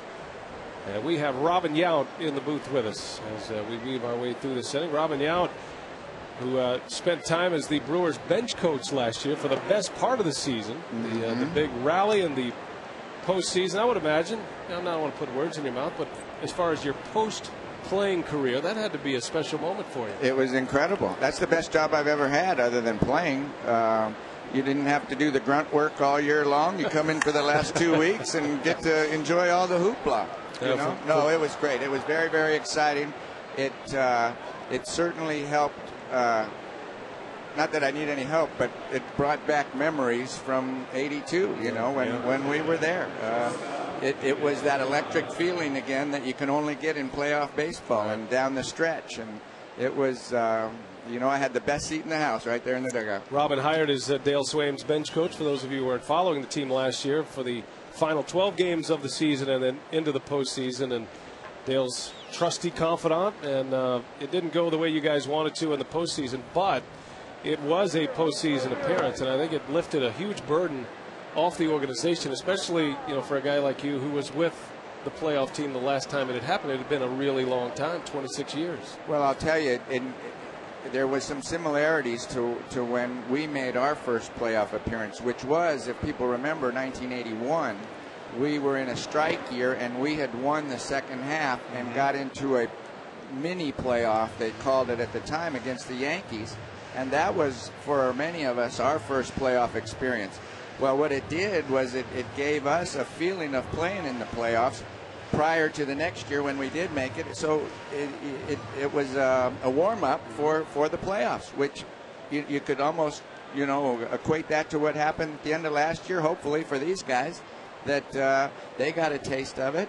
And they've been through a little bit of that now. And the next time it happens, which hopefully is very, very soon, they'll know what they're getting into. You know, your thoughts. I mean, the team has struggled late. The last 6 weeks haven't gone very well. You know, as a player, you played so long. What kind of effect on the players that are on the team now would do, you know, moves that were made earlier in the week have on individual players as they go out there and do their business? You know, sometimes it can bring a spark to an organization. You know, I think the organization was getting somewhat desperate last year down the stretch for something to create a spark or light a fire under somebody, which I think led to unfortunately Ned's firing at the time. And it seemed to work. You know, sometimes little things you feel bad for some. You know, there's always somebody that's going to end up getting the short end when stuff like that happens. But let's face it, this is a business that you're out there to try to win ball games day in and day out, and the ultimate goal is to win championships, and you gotta win games to get to championship games, and sometimes things like that help, sometimes they don't, but sometimes you feel like you got to do something, and hopefully, you know, you're giving a few guys a chance that haven't played a lot of major league games yet, and we'll see what they can do. Well, 22 runs in 2 games. I mean, is that you coming into town? Or I think it had more to do with me than the move out there. But did you bring a shipment of Robinade for these guys, or what I think they've been. I don't know what they're putting in it, but whatever it is, it's working. Yeah. No, I came in early in the week I have a few commitments with, and hopefully more and more people are seeing and hearing about the Robinade that we're doing, and I had some stuff to do with folks that help us out with that. We've got a new flavor this year, limeade, old school limeade, and the lemonade. It's in almost all the major grocery stores around the state and all the convenience stores. We've got a small version that even the schools are starting to buy because it fits into the nutritional value that that you need to have in schools. Right. So, you know, it's going very well. You know, hopefully we can get this really rolling and ultimately make some money for the MAC Fund. That's right, and that's the big part of it. Yeah, you tells me that you actually pick the lemons and squeeze them yourself. Well, I do a lot of that, but I found it's a lot easier to step on them. You know, I've got this at home. I have this this wire mesh thing that I put up on a table, and I throw them, and I just kind of jump up. It's not bad cardio, you know. You can run, shape. Yeah, you can get a little jogging in, and also make some lemonade. That's something that seems to be a problem for you, staying in shape. Well, looks can be deceiving. You better have your glasses checked. Yeah, Rock, all the time. You know, I'm not complaining. Great to have Robin Yount in the booth with us. In the meantime, Gallardo is scuffling a little bit for the first time in this game. He's given up back-to-back walks after a leadoff hit, and the bases are loaded with nobody out in the Astros' 6th. Well, you've been following this ball club. I know you watch the games, you listen to the games, and what's your thoughts as a former Brewer and as a former Brewer bench coach about what's going on here, what you're seeing in this franchise right now? Well, I've got to be very honest with you. The last 3 or 4 weeks, because I've been in Charlotte, I haven't been able to. I still check the box scores every day, I promise you that, but I haven't been able to listen to the games and see nearly as many. So my opinion of the last four weeks wouldn't be fair for me to give you those. I certainly live and die Brewer baseball still. It seems to me, just looking at box scores, our biggest problem, and I don't think it's a secret, seems to be on the mound right now. We're giving up a little too many, or a few too many runs. Seems like we're scoring runs. I don't know if we're doing it consistently or at the right time, getting the key hits, that win ball games. Home runs seem to be what they do the best. Well, and we seem to have always hit those, and it's the numbers, at least from what I'm seeing quickly, looks like we're still hitting home runs. But as hard as this is for me to say as a hitter, and you guys know, pitching and defense seems to win consistently. You still got to score some runs, but pitching and defense can carry you a long ways throughout 162 games. That sometimes hitting, because it can be a much more hot and cold, streaky type part of the game, is a little bit more difficult to depend on. Well, Carlos Lee at the plate for the Astros. Former Brewer, 2 balls and a strike. Every time I look at your career, Robin, it's always amazing to see not only the success, but the consistency and the fact that you were able to play pretty much every day for such a long period of time. And in this day and age, as Carlos Lee sends one high in the air, this will be deep enough to score the run. It's the first out, but the first run comes in. I think watching this game, Corey Hart was up here yesterday, and he was talking about Prince Fielder. And he's amazed at his numbers, like we all are. He's put up great numbers in such a young career, but he plays every inning of every game, and and you did that, and that says a lot.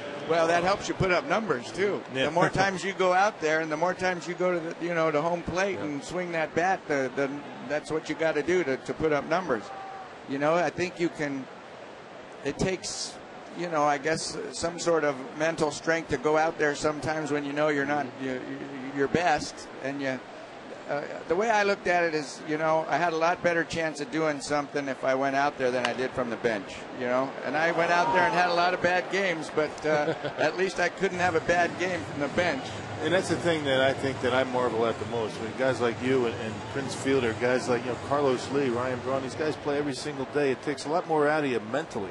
Yeah, than it does physically. I'll tell you, I came in after a game exhausted, and that wasn't always physically. It was usually mentally. The concentration that it takes. Yeah, I mean, it's. I think everybody approaches it a little differently, but that was what made me be able to play the game, because without that, I was just another player. Mm-hmm. I think because I was able to focus and just play every pitch. I tell the guys this sometimes when I was coaching, that you got to try to play every pitch like it's the last pitch you may ever play, and then you just add them all up at the end of your career. That's right.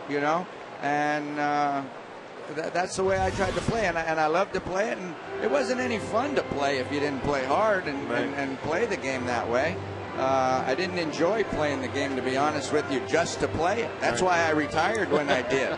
I felt like the organization was going the wrong way, and we were kind of in those early years of small market, large market stuff, and it seemed like we were trying to cut payroll versus trying to put championship teams out there again. And I said, well, if that's the case, well, I'm done, because I don't enjoy playing just to play. A lot of times, I want to compete. Yeah, a lot of times you hear guys say they can't get motivated, or a coach or a manager isn't motivating them. What motivated you? Did you rely on somebody else to motivate you? No, I didn't.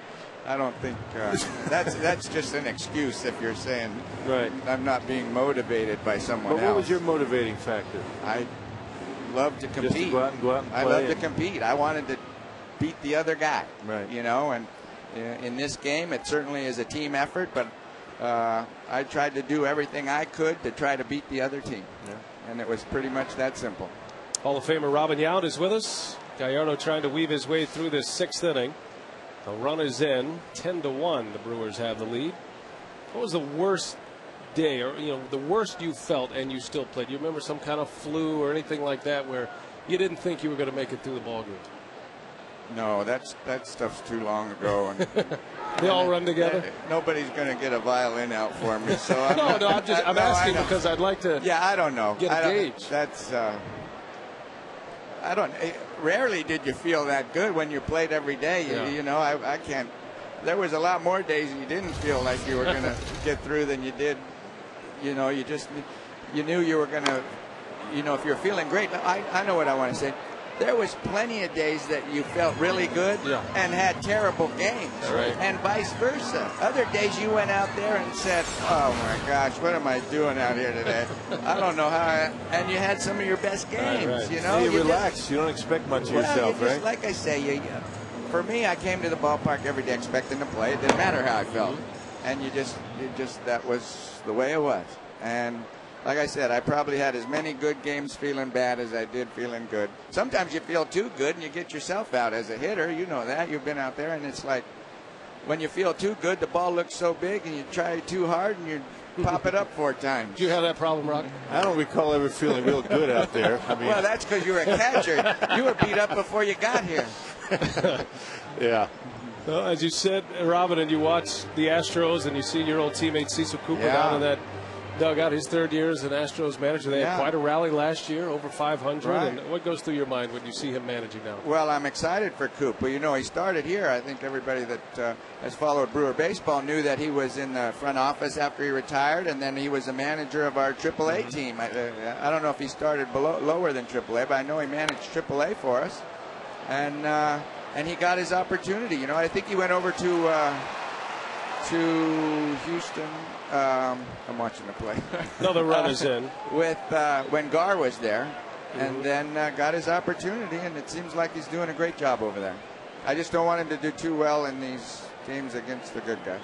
Yeah, 3 more days. He can have all the success he wants. Fun to sit down with Cecil Cooper, reminisce about the old times as it is with you, Robin, and always good to have you in the booth. I'm ready to run through a wall right now, Rock.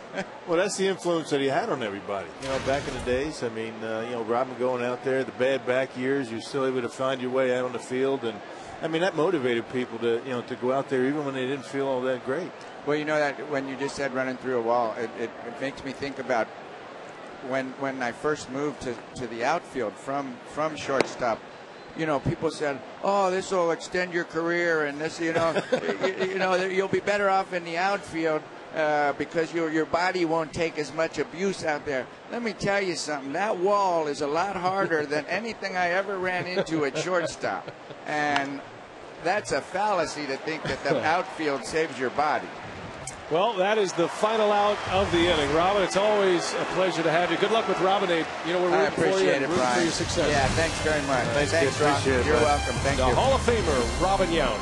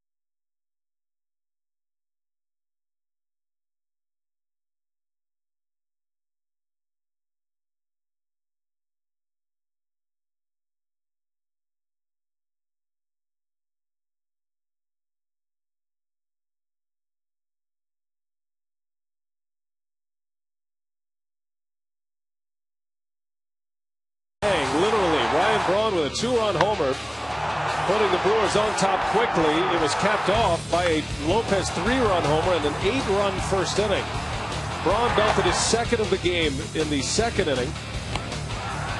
Meanwhile, Giovanni Gallardo has rolled through 6 innings, just 2 runs allowed.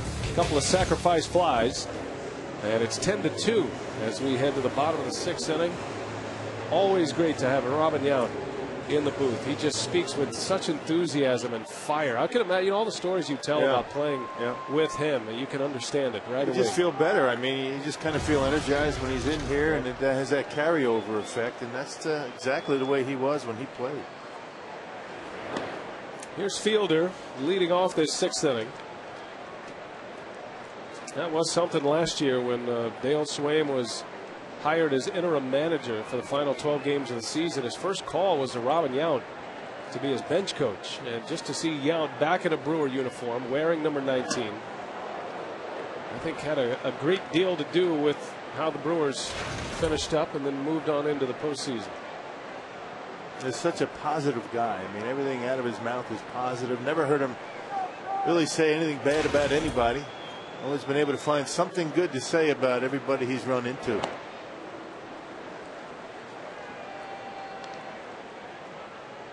Chris Bosio talking it over with Giovanni Gallardo. Bosio, the interim pitching coach, hired this week. He started on Wednesday. Well, Fielder chases one, 2-2 the count. This guy out there on the mound has got a very unusual, delivery. He slings it from down under, and has a very interesting setup out there on the mound. A little herky-jerky. You got to be careful that you don't get, fall into the trap of trying to follow everything that he's doing out there. Falls off toward first base and has good sink away to a lefty. Sammy Gervasio. He was in relief of Wandy Rodriguez last inning. He has one move in particular, the one when he comes to the stretch right here, that kind of reminds you of LaTroy Hawkins.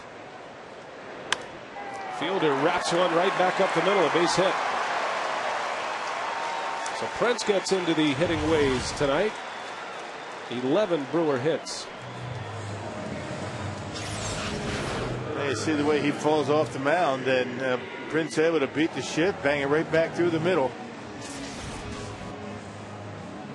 And tonight's time of the game winner is Joe Cat's Pub in Milwaukee. If they call the Brewers by 8 o'clock tomorrow morning, they get 40 tickets to a 2009 Brewers home game. As always, offer courtesy of the Tavern League of Wisconsin and Miller Lite. The home away from home for John Steinmiller in the media relations department. Joe Katz.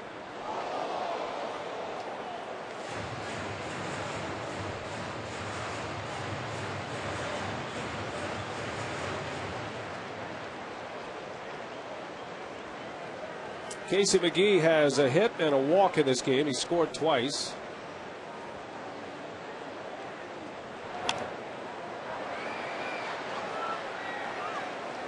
Brewers scored 8 runs in the first inning. They brought 11 men to the plate in the first, and have kept the hammer down since. Brewers added one in the second on a Braun home run, and then got a run in the 4th inning on a sac fly and an RBI from Gallardo. Gallardo, the Brewers pitcher, has 3 runs batted in tonight with a double and a sacrifice fly.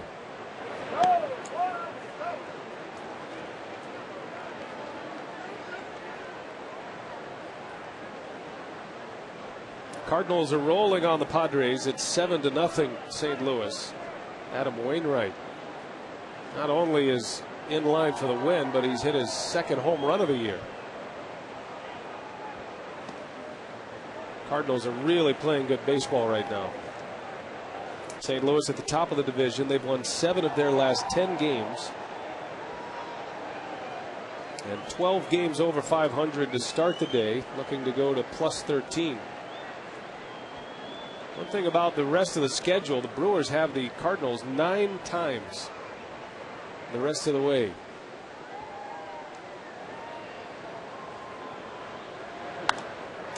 McGee hangs in there on a breaking ball and serves it into left center, a base hit.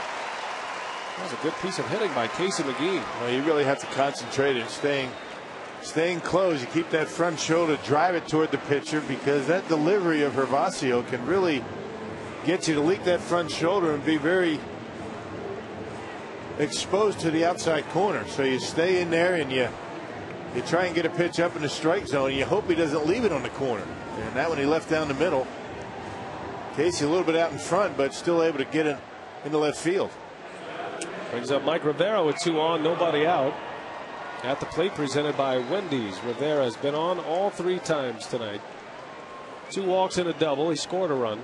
His on base percentage is just shy of 360.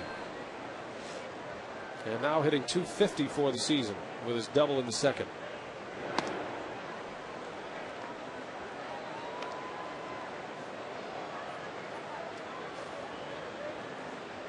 And he's done a nice job with Gallardo. You would figure that Gallardo's done for the night. Pitch count over 100. You got activity in that pen down there. Good job at the plate and behind the plate for Rivera so far. Tejada to Matsui, and the turn is in time for the double play. 6-4-3 double play, and 2 outs with 1 swing of the bat. Say, what a reminder, you can visit the Time Warner cable booth at the northwest corner of the Wisconsin Exposition Center at this year's Wisconsin State Fair, which is happening now through Sunday. And so you don't miss a minute of Brewers baseball rock. They've got the broadcast up in full high definition, the Time Warner cable broadcast of the Brewers. Plus you can register to win Brewers tickets and more. So we say hello to all of our Brewers fans out there at the State Fair watching this game right now. Jason Bourgeois with 2 gone.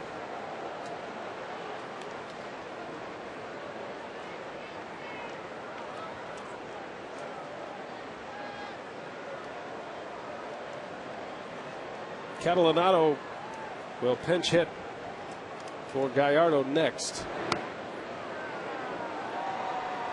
That's a nasty pitch by Hervasio, I'll tell you. It's all about being able to, command that pitch, but boy, when he throws it for strikes on the outside corner, not a bad pitch.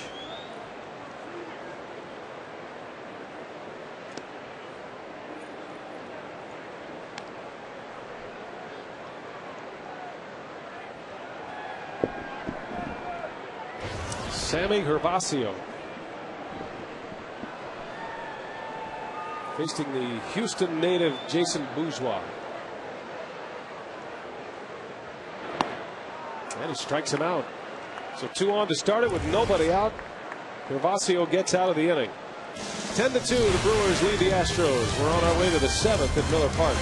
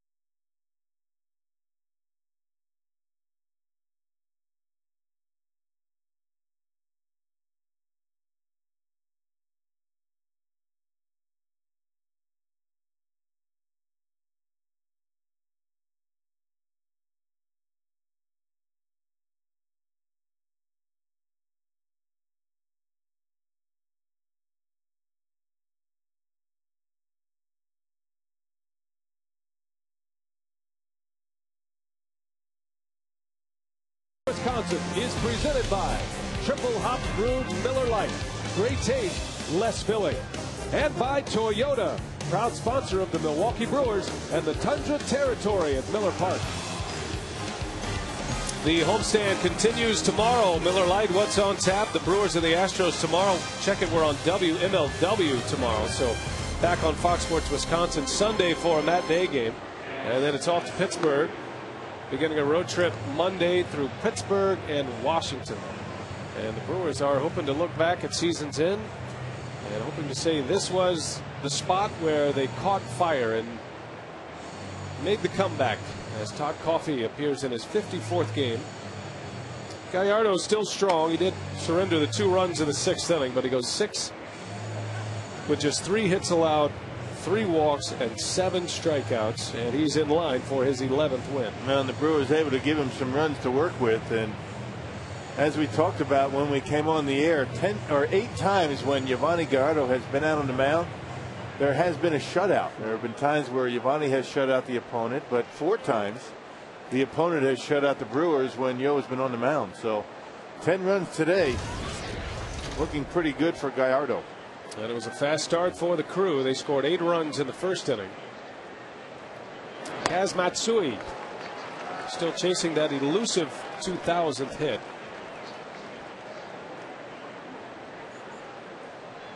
Matsui is 0 for 2 today.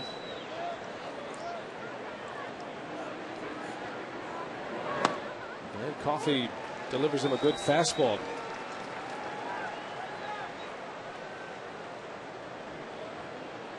Matsui's former manager in Japan, the Seibu Lions, Osamu Higashio.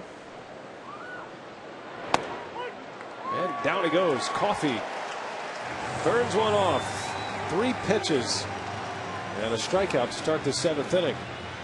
All right, time out for a look at tonight's Guess the Stance feature. See if you can guess who this major league player is. You can text who you think the batting stance guy is imitating to short code 234234. Keyword Brewers. We'll have the answer for you in tonight's Brewers Live post-game show, so stick around after the game. Brewers Live presented by Lincoln Mercury. We got some guests tonight for our on-field instructional. Is that right? Who do you have tonight? We got Augie coming down. We're going to talk some pitching. Base hit by Humberto Quintero. Yeah, not too many better at teaching the game on the mound than Jerry Augustine. I mean, former UW Milwaukee head coach. Helps us out in Brewers Live pregame and post. Augie always very informative when we have him down there. Could be one of the nicest guys in town. Is he in uniform tonight? No. Just to kind of a simulation. Would you like him We're to just be? talking through it. Would you like him to jump in his uni? He has one down there. Yeah, he throws batting practice for the Brewers from time to time. Every now and then a left-handed starter will oppose the Brewers, and Jerry Augustine will come out and throw batting practice. He Busting bats. Joe Crawford. He does have a little bit of a cutter. He has some good movement still. Augie's going to teach us how to cover first base. Yeah. From the pitcher's perspective. Well, since that was an issue in the 1st inning with Wandy Rodriguez. That's really what set up the 1st inning. Felipe Lopez, the first batter Rodriguez faced, beat the pitcher to the bag, and that was an infield hit. And then Braun at the 2-run homer. And the Brewers were off and running. Who knows how the game turns out if he makes that play. In fairness to Rodriguez, he's been battling a hamstring issue for a while now.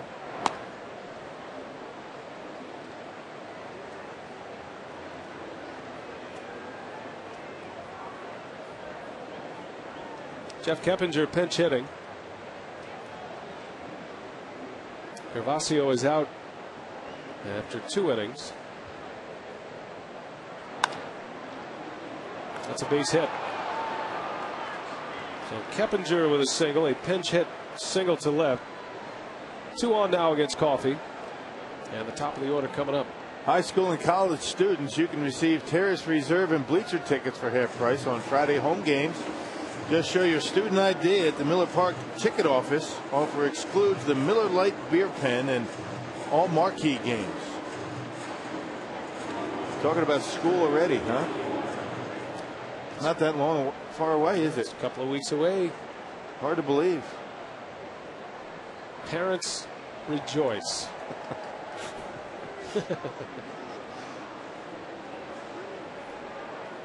Two on, one away. 10-2. The Brewers lead the Astros. Good fastball by Coffey. Starts Michael Bourne with strike one.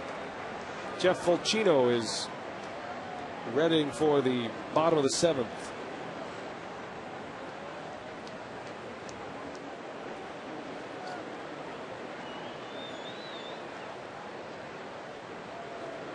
Michael Bourne has 2 hits tonight.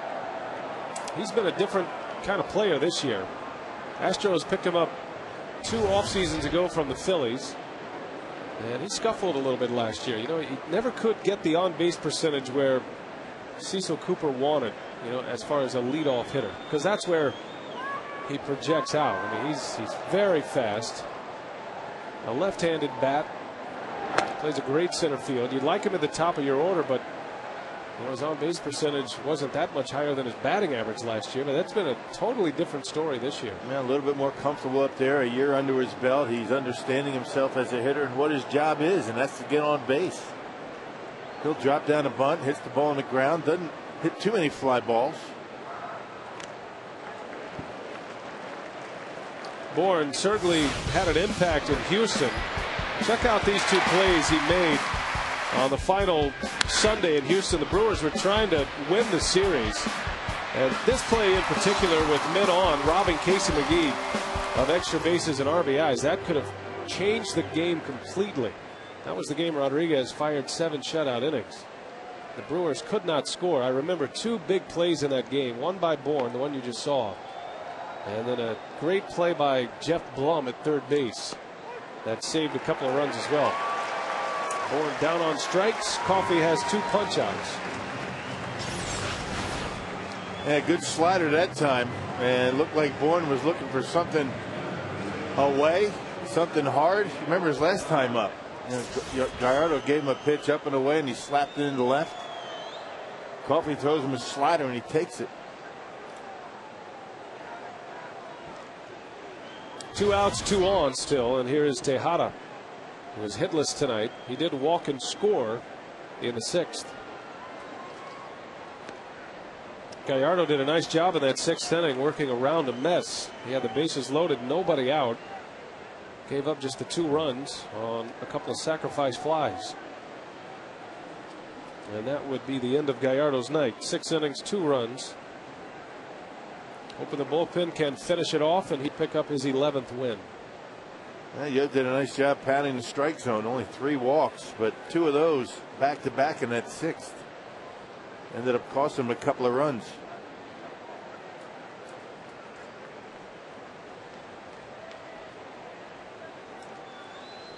Gallardo already with a career high in victories. He did that when he picked up his 10th win. The way he's pitched, Gallardo, I mean, you could say this for a number of guys, you know, on any team. It's always the, you know, one guy that doesn't get the run support. And although he got plenty tonight, Gallardo has not gotten a lot of run support all season. Brock told you about the 8 shutouts he's been a part of. Giovanni could just as easily have 15 wins on the board. Tejada strikes out. The inning is over. Coffey strikes out the side. Around 2 hits, a scoreless 7th. Stretch time at Miller Park. The Brewers up big.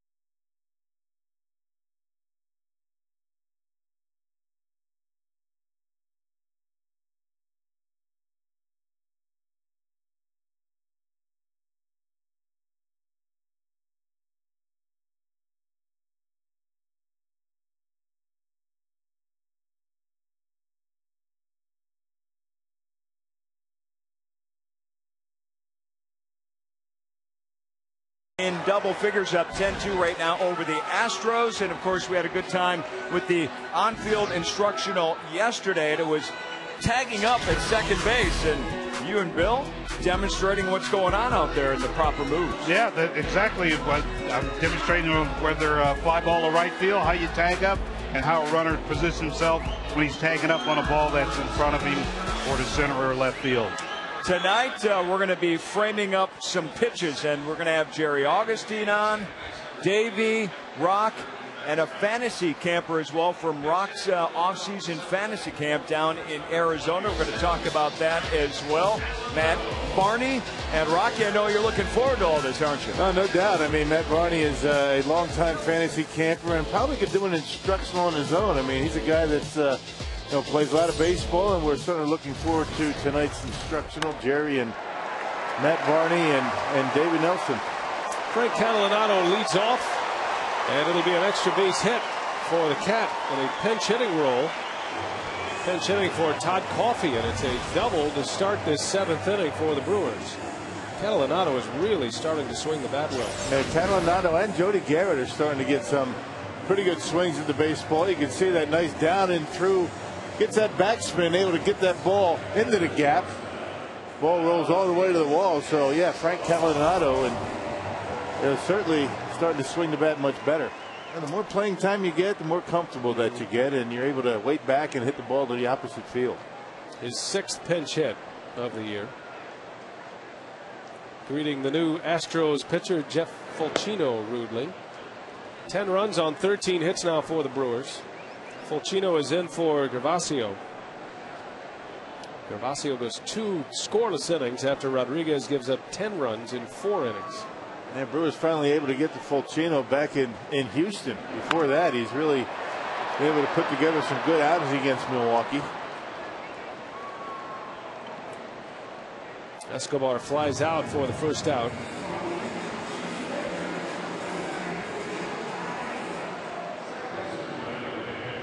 Well, it's back-to-back games where the Brewers put up big offensive numbers. Vargas will pitch next. Last night, or yesterday afternoon, the Brewers with 12 runs on 11 hits. Manny Parra picked up his 8th win and his 5th consecutive win since returning from AAA. Tonight, 10 runs on 13 hits.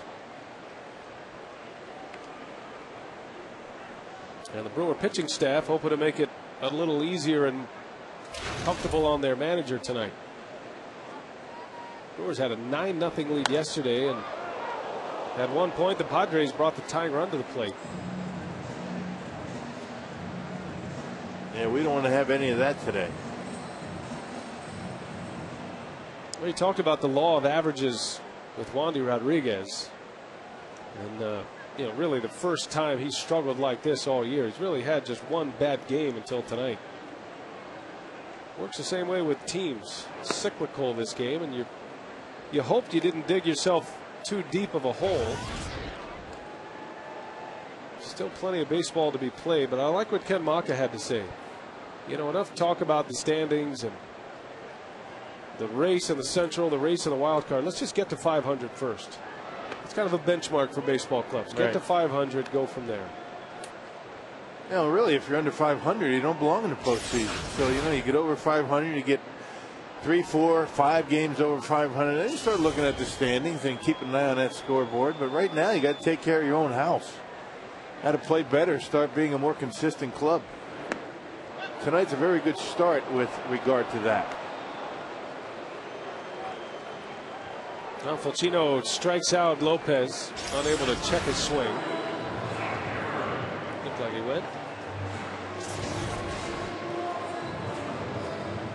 First strikeout for Fulcino, 2 outs after the leadoff double by Catalanato.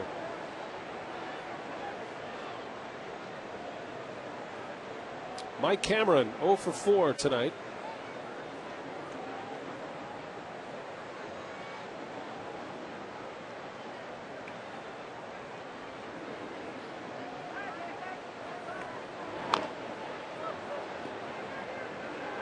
Cameron, the last in the lineup without a hit thus far.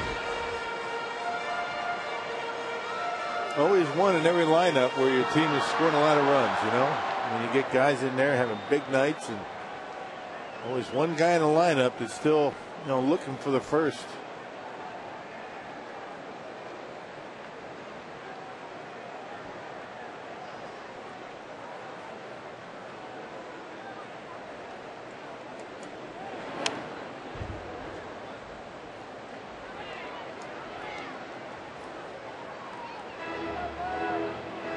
That is an impressive box score tonight offensively for the Brewers.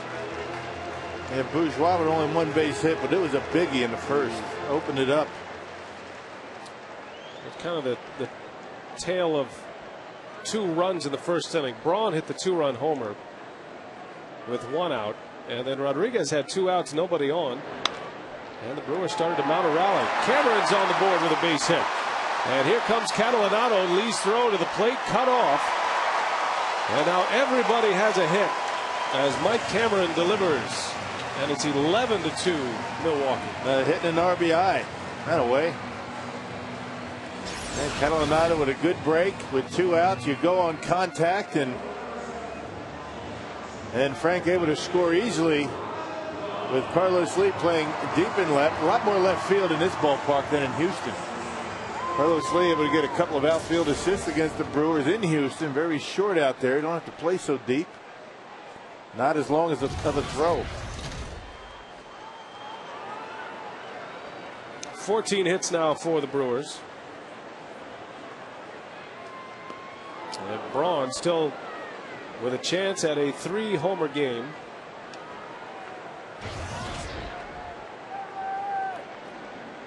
Jeff Jenkins, the last hit 3 home runs in a game, it was 6 years ago. Braun hit homers in his first 2 at-bats.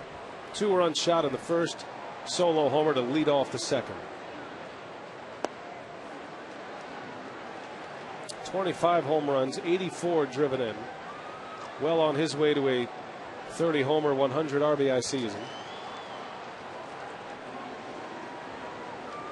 No tandem in baseball has driven in more runs than Braun and Fielder this year. Man, both of them hitting 300 or better.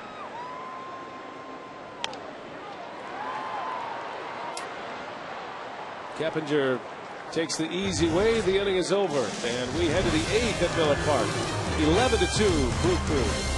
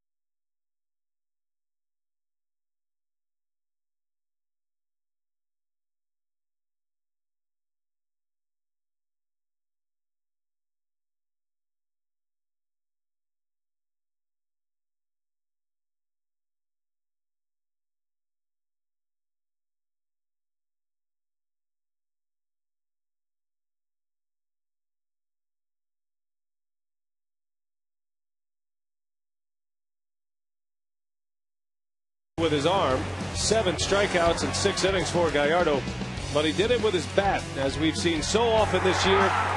Giovanni had a double and 2 RBIs in the first inning, part of that 8-run first inning against Wandy Rodriguez, and then a sacrifice fly and an RBI in the 4th inning. So 3 ribbies, 6 innings, 7 strikeouts, and a chance at his 11th win. Ho-Chunk Gaming Wisconsin text the broadcast booth. Brad in Watertown wants to know, what do the players talk about when they reach first base? The base runner and the first baseman. Yeah, maybe talk a little bit about the way the game's going, or if they know each other from past teams. Maybe a couple of all-stars, like in that San Diego Padres series. You had Gonzalez and you had Prince Fielder talking about things, perhaps. Nothing in particular, but a little bit of everything. You're not solving the world's problems over there, but just being nice, making small talk. No real agenda. Claudio Vargas in relief of Coffey. Coffey, when a scoreless inning, he struck out the side around 2 hits. And now Vargas will work the 8th, and he's got Berkman, Lee, and Blum to deal with.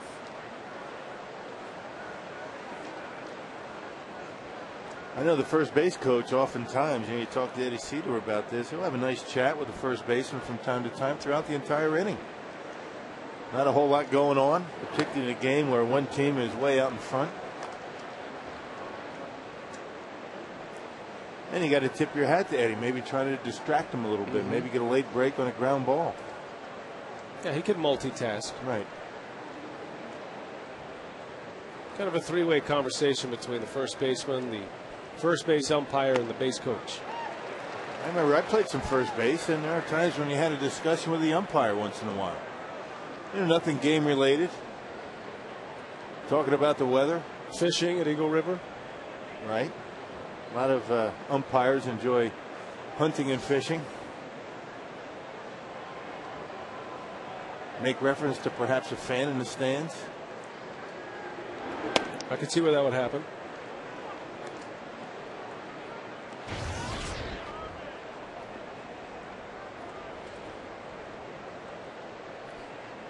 A potpourri of conversation at first base. You never know what might pop up.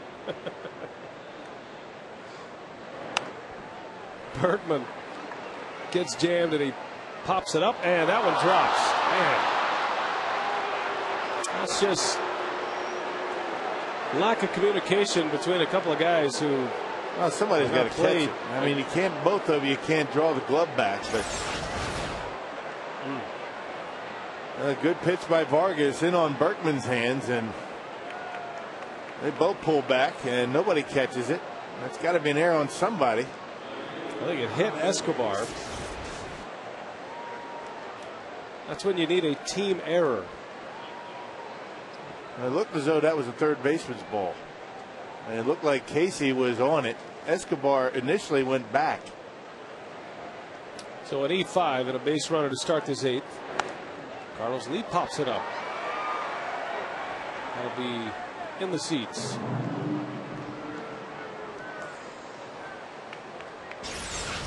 And it looked as though Casey McGee is the guy that really had it. I mean, there he is in front of it. He pulls back on it. Escobar took a couple of steps back. In that situation, the third baseman takes anything that he can get, whether it's a fly ball or a ground ball.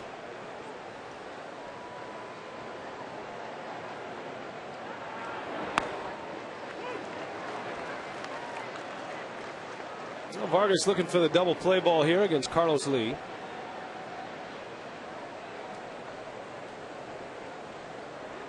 Just hate giving away outs, especially when you get a guy like Berkman. Still have to get 27 outs no matter what. That's what's great about this game. No running out the clock. No.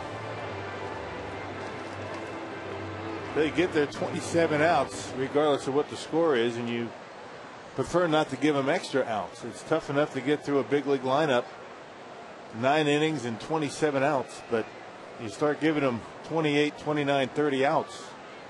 Makes it tough to win.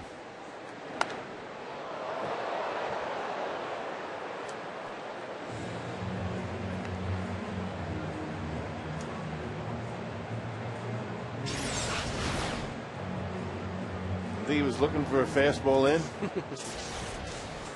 How do you pull a pitch that far? Unless you're looking for it. Yeah. Wasn't even a strike. It was in off the plate. Just pulled it foul for the fun of it. The 0-2. And did he go? Yes, he did, says Jim Reynolds.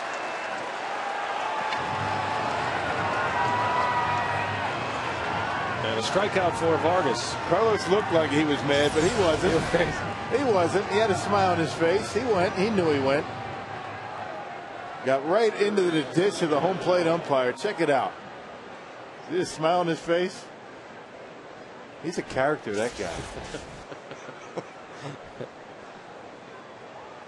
You think I went? I thought I went too. Yeah, Good I call. can't believe I swung at that. Now I'll walk away from you angrily.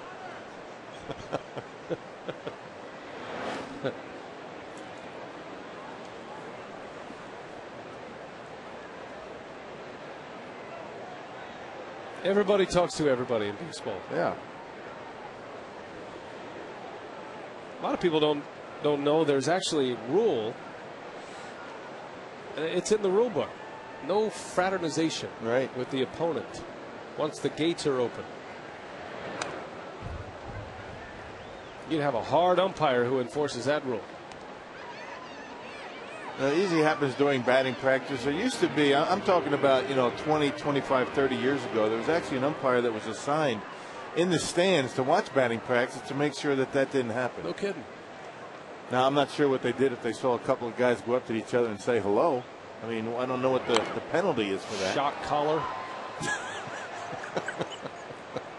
You two, get away. It's like a teacher on the playground. Put him in the corner. Separate. I don't know what the penalty would be for that. Surely, in the annals of the game, there's been a fraternization fine issued to somebody somewhere. Have to dig that up. Look at R&D on that.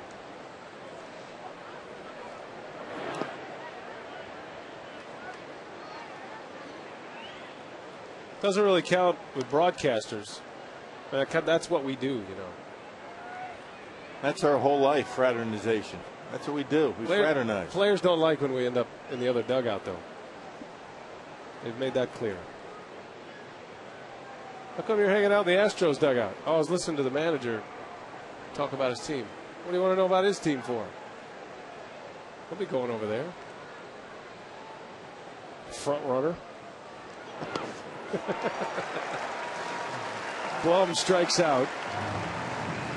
I mean, if there was ever a prime candidate for fraternization, it would be Davey Nelson. He is the fraternization king. It would be a life sentence if there was a penalty for Davey.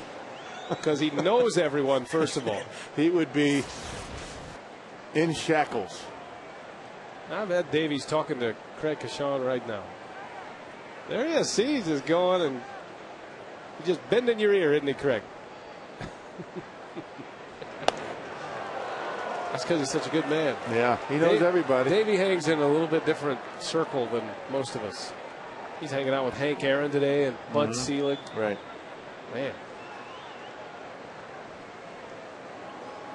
You'll be talking to Davey Nelson. Say, the other day I was talking to Willie Mays, and it was interesting. Willie kind of just knocks you back a few steps. Kind of makes whatever you're about to say seem pretty insignificant. So you just forget it.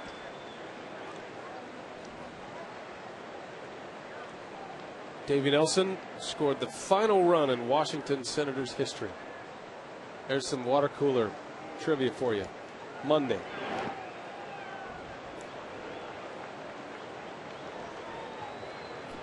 Played for Ted Williams. You ever asked Davey what he thought of Ted Williams as a manager?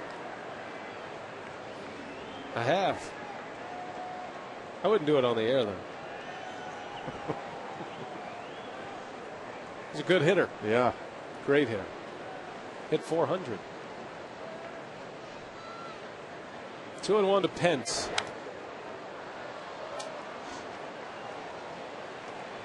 Now the last 5 outs have come via the strikeout for Brewer pitching. Todd Coffey and Claudio Vargas. So a chance for 6 in a row. Cardinals lead the Padres 8-0. That one's in the 8th inning. Brewers doing all they can to keep pace.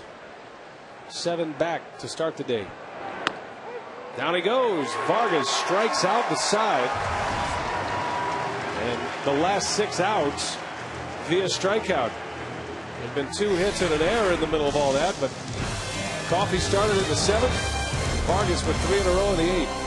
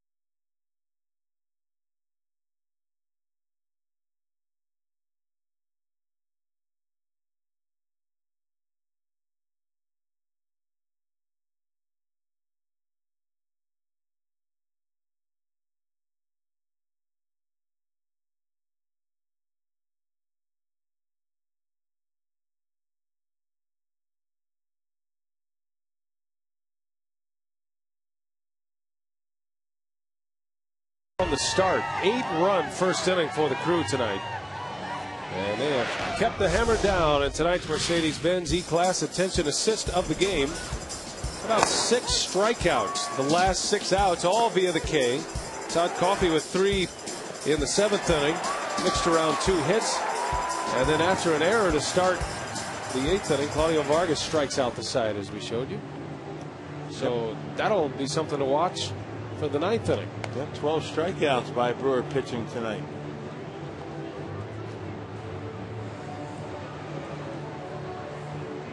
LaTroy Hawkins is in for the Astros, bottom of the 8th. And Hernan Iribarren is going to pinch hit for Fielder. Yeah, Hawkins just came off the disabled list on Wednesday, tossed a scoreless inning. And on the DL on July 28th, shingles in his back. Man. They say that's very painful. Tough. Texas native.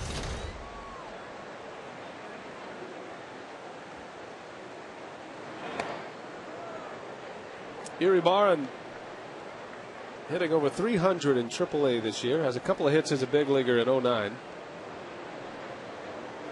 Iribarren and Escobar, the double play combination in Nashville all season.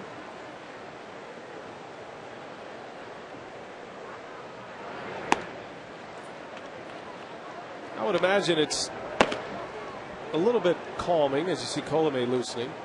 You know, all the changes that were made, Bourgeois and Escobar coming to the big leagues, and to have some guys they played with all season, guys like Iribarren, who was called up last week, and then they see their pitching coach in Nashville, Chris Bosio, in the dugout as well. Hey, relax immediately. I mean, you're one of a bunch of guys that has been called up instead of just one guy coming up in the middle of a pennant race. And Chris Bosio has a way of calming folks down, making them feel comfortable.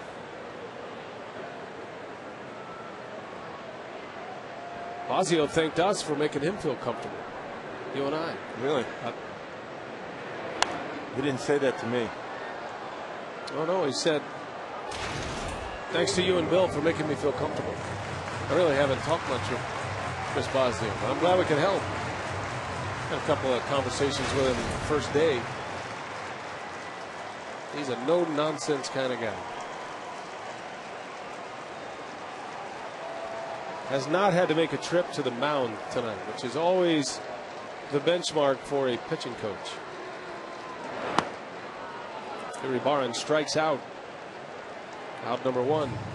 Well, if you're just joining us, you've missed all of the fun. 11-2, the Brewers lead it. Our Menards game reset. Ryan Braun has 2 homers.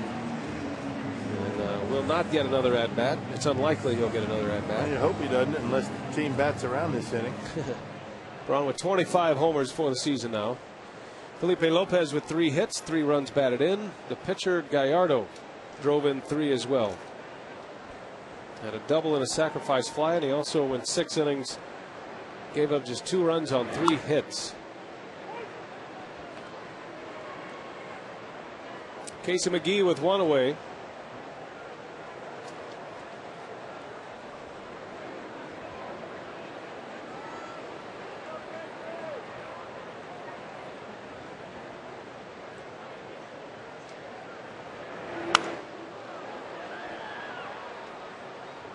Casey breaking his bat.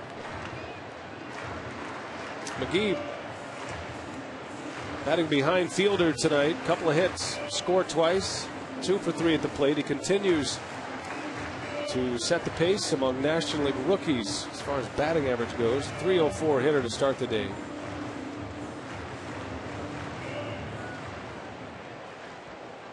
McGee has a percentage point lead. His batting average is up to 310 with his 2 hits tonight.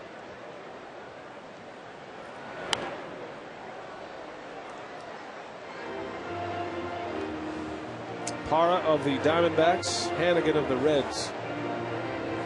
Top 3 rookie hitters. McGee is also 3rd in the league among National League rookies in homers, and he's 3rd in RBIs.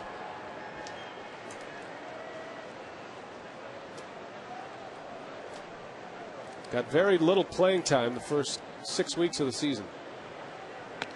He's made the most of it since he's come back. McGee takes a called strike 3. And 2 gone in the 8th. Well, the Brewers hit 5 homers last night, 3 tonight. Ken Maka was wondering where his power was going to come from. Powerball home run count at 3 for the Brewers in this game. Lopez with his first homer as a Brewer. Braun with 2. And the club with 131 home runs now. Up among league leaders in that category. Well, when they hit the home runs, ordinarily good things are going to happen. We talked about the record that the Brewers have been able to put together when they home run a game. Came into tonight 12 games over 500 when they hit at least 1 home run. I'd like to see the record when they hit multiple home runs, even 2. Rivera had 2 homers yesterday. His first multi-home run game in the big leagues.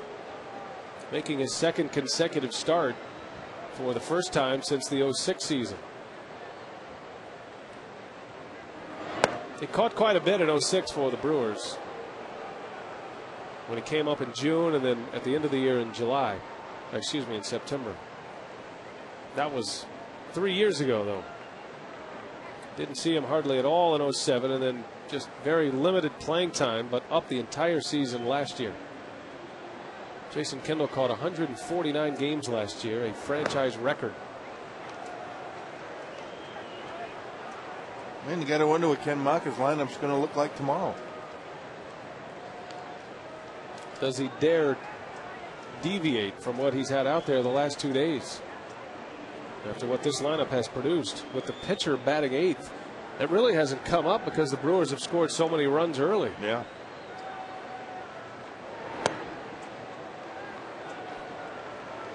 Doug Melvin was in the booth yesterday and kind of dropped a stat on us that surprised me a little bit. With the pitcher batting 8th, 30% more runs, the opportunity. No, 30 more runs. 30 more runs. Yeah. There you go. 30% would be a lot. That would. And 30 more runs could, win you a handful of games, right? There's just that psychological wall that you got to get over, right? Yeah. Especially the guy that hits behind the pitcher. That's the guy that has to get over that psychological wall. And the last 2 days, it's Escobar, and he's just happy to be in the big leagues. So right. You're covered. Full count, 2 outs. Rivera, the batter. And he walks again. Mike Rivera showing good patience. His third walk of the game, to go along with a hit, on base 4 times tonight. Yeah, Hawkins going with a curveball on 3-2, and Rivera able to watch it. His third walk, so he's been on base 4 times today. Had a double in the second. And it gets Jason Bourgeois another at bat.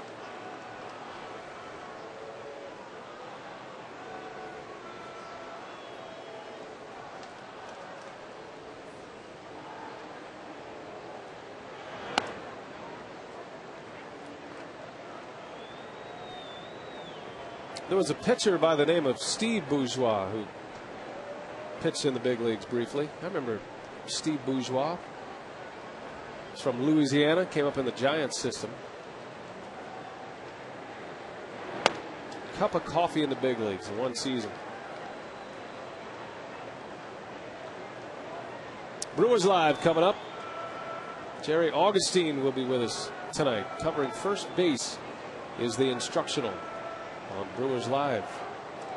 And we'll have a fantasy camper for the instructional tonight. Bourgeois bounces one to Matsui. Side retired. So here we go to the 9th. Last call for the Stros. It is 11-2 Brew Crew.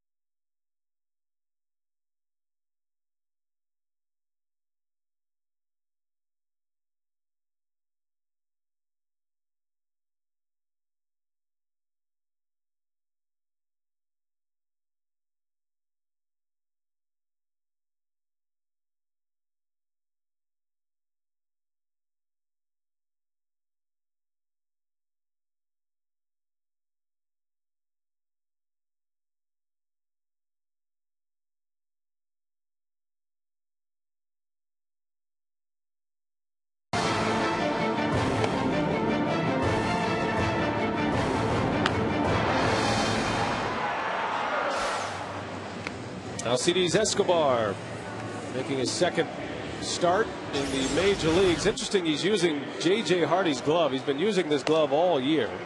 Those two very good friends, and there's Hardy being sent down and Escobar taking over at short and using a glove from his buddy. Can't ditch your gamer, right? No. Best Brewers closer in your opinion? This is what we have so far. We'll wrap this up on Sunday. U.S. Cellular text to vote. Rally Fingers at 80%.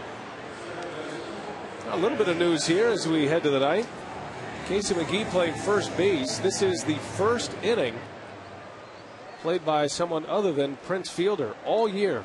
Fielder has not only not missed a game, he's not missed an inning until tonight. They're finally able to get at least one inning off. Not sure what one inning's going to do, but I don't know how much rest he gets. But at least you don't risk any injury to the big man. Well, Matsui a little soft liner to Escobar, so he stays hitless. Jody Garrett doing a mock interview with Prince Fielder.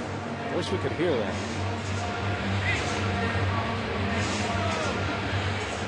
Well, he's probably asking him what it's like to have an inning off.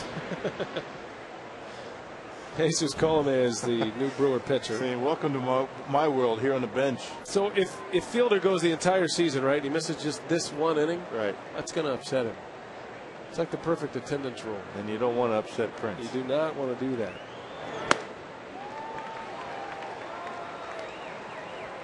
Nope, I don't think Prince cares, in all honesty. I'm going to ask him tomorrow. I wonder if Jody Garrett asked him that. How's it feel to be on the bench, Prince?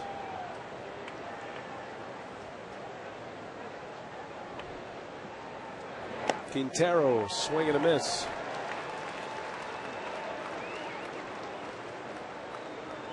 But still with a bat in his hands.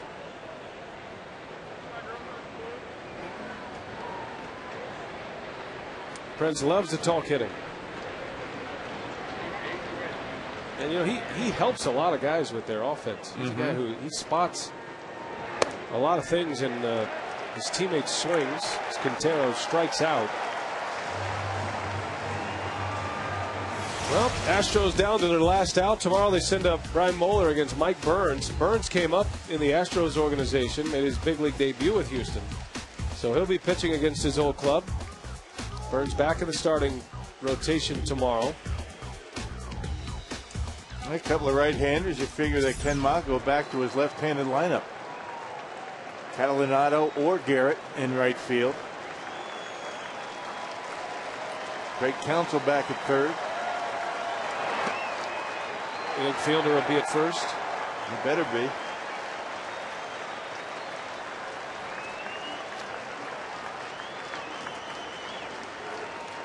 Brewers trying to win back-to-back games and give them a chance to win 3 in a row. And since their season-best 7-game winning streak in mid-May, the Brewers haven't won more than 3 straight. So you got to go back a long time to see a significant winning streak put together.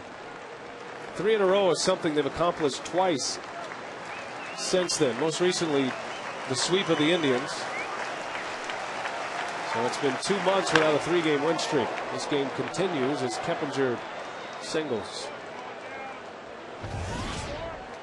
Well, his second hit since coming in back in the 7th inning.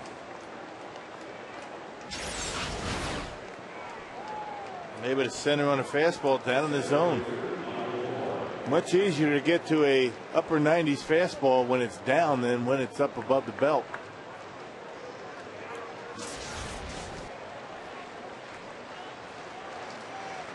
Two outs, top of the order, Michael Bourne. Crowd on its feet. Good crowd tonight, 37,000. 7:15 on a Friday night. We're on WMLW tomorrow. 6 o'clock airtime tomorrow on WMLW. Back on Fox Sports Wisconsin Sunday afternoon.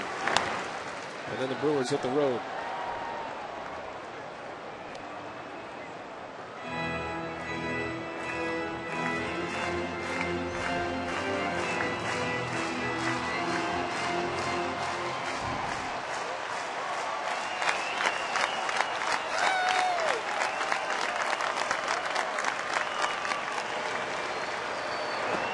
Colomé misses inside. 2 balls and a strike on Michael Bourne.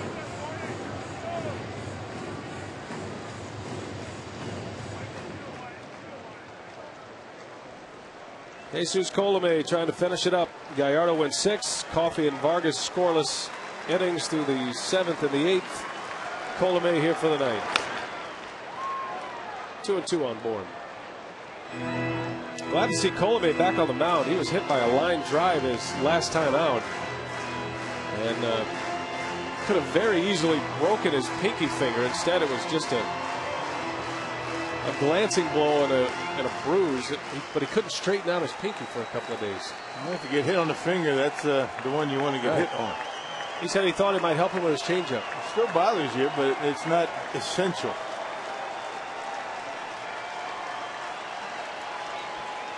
Two balls, 2 strikes.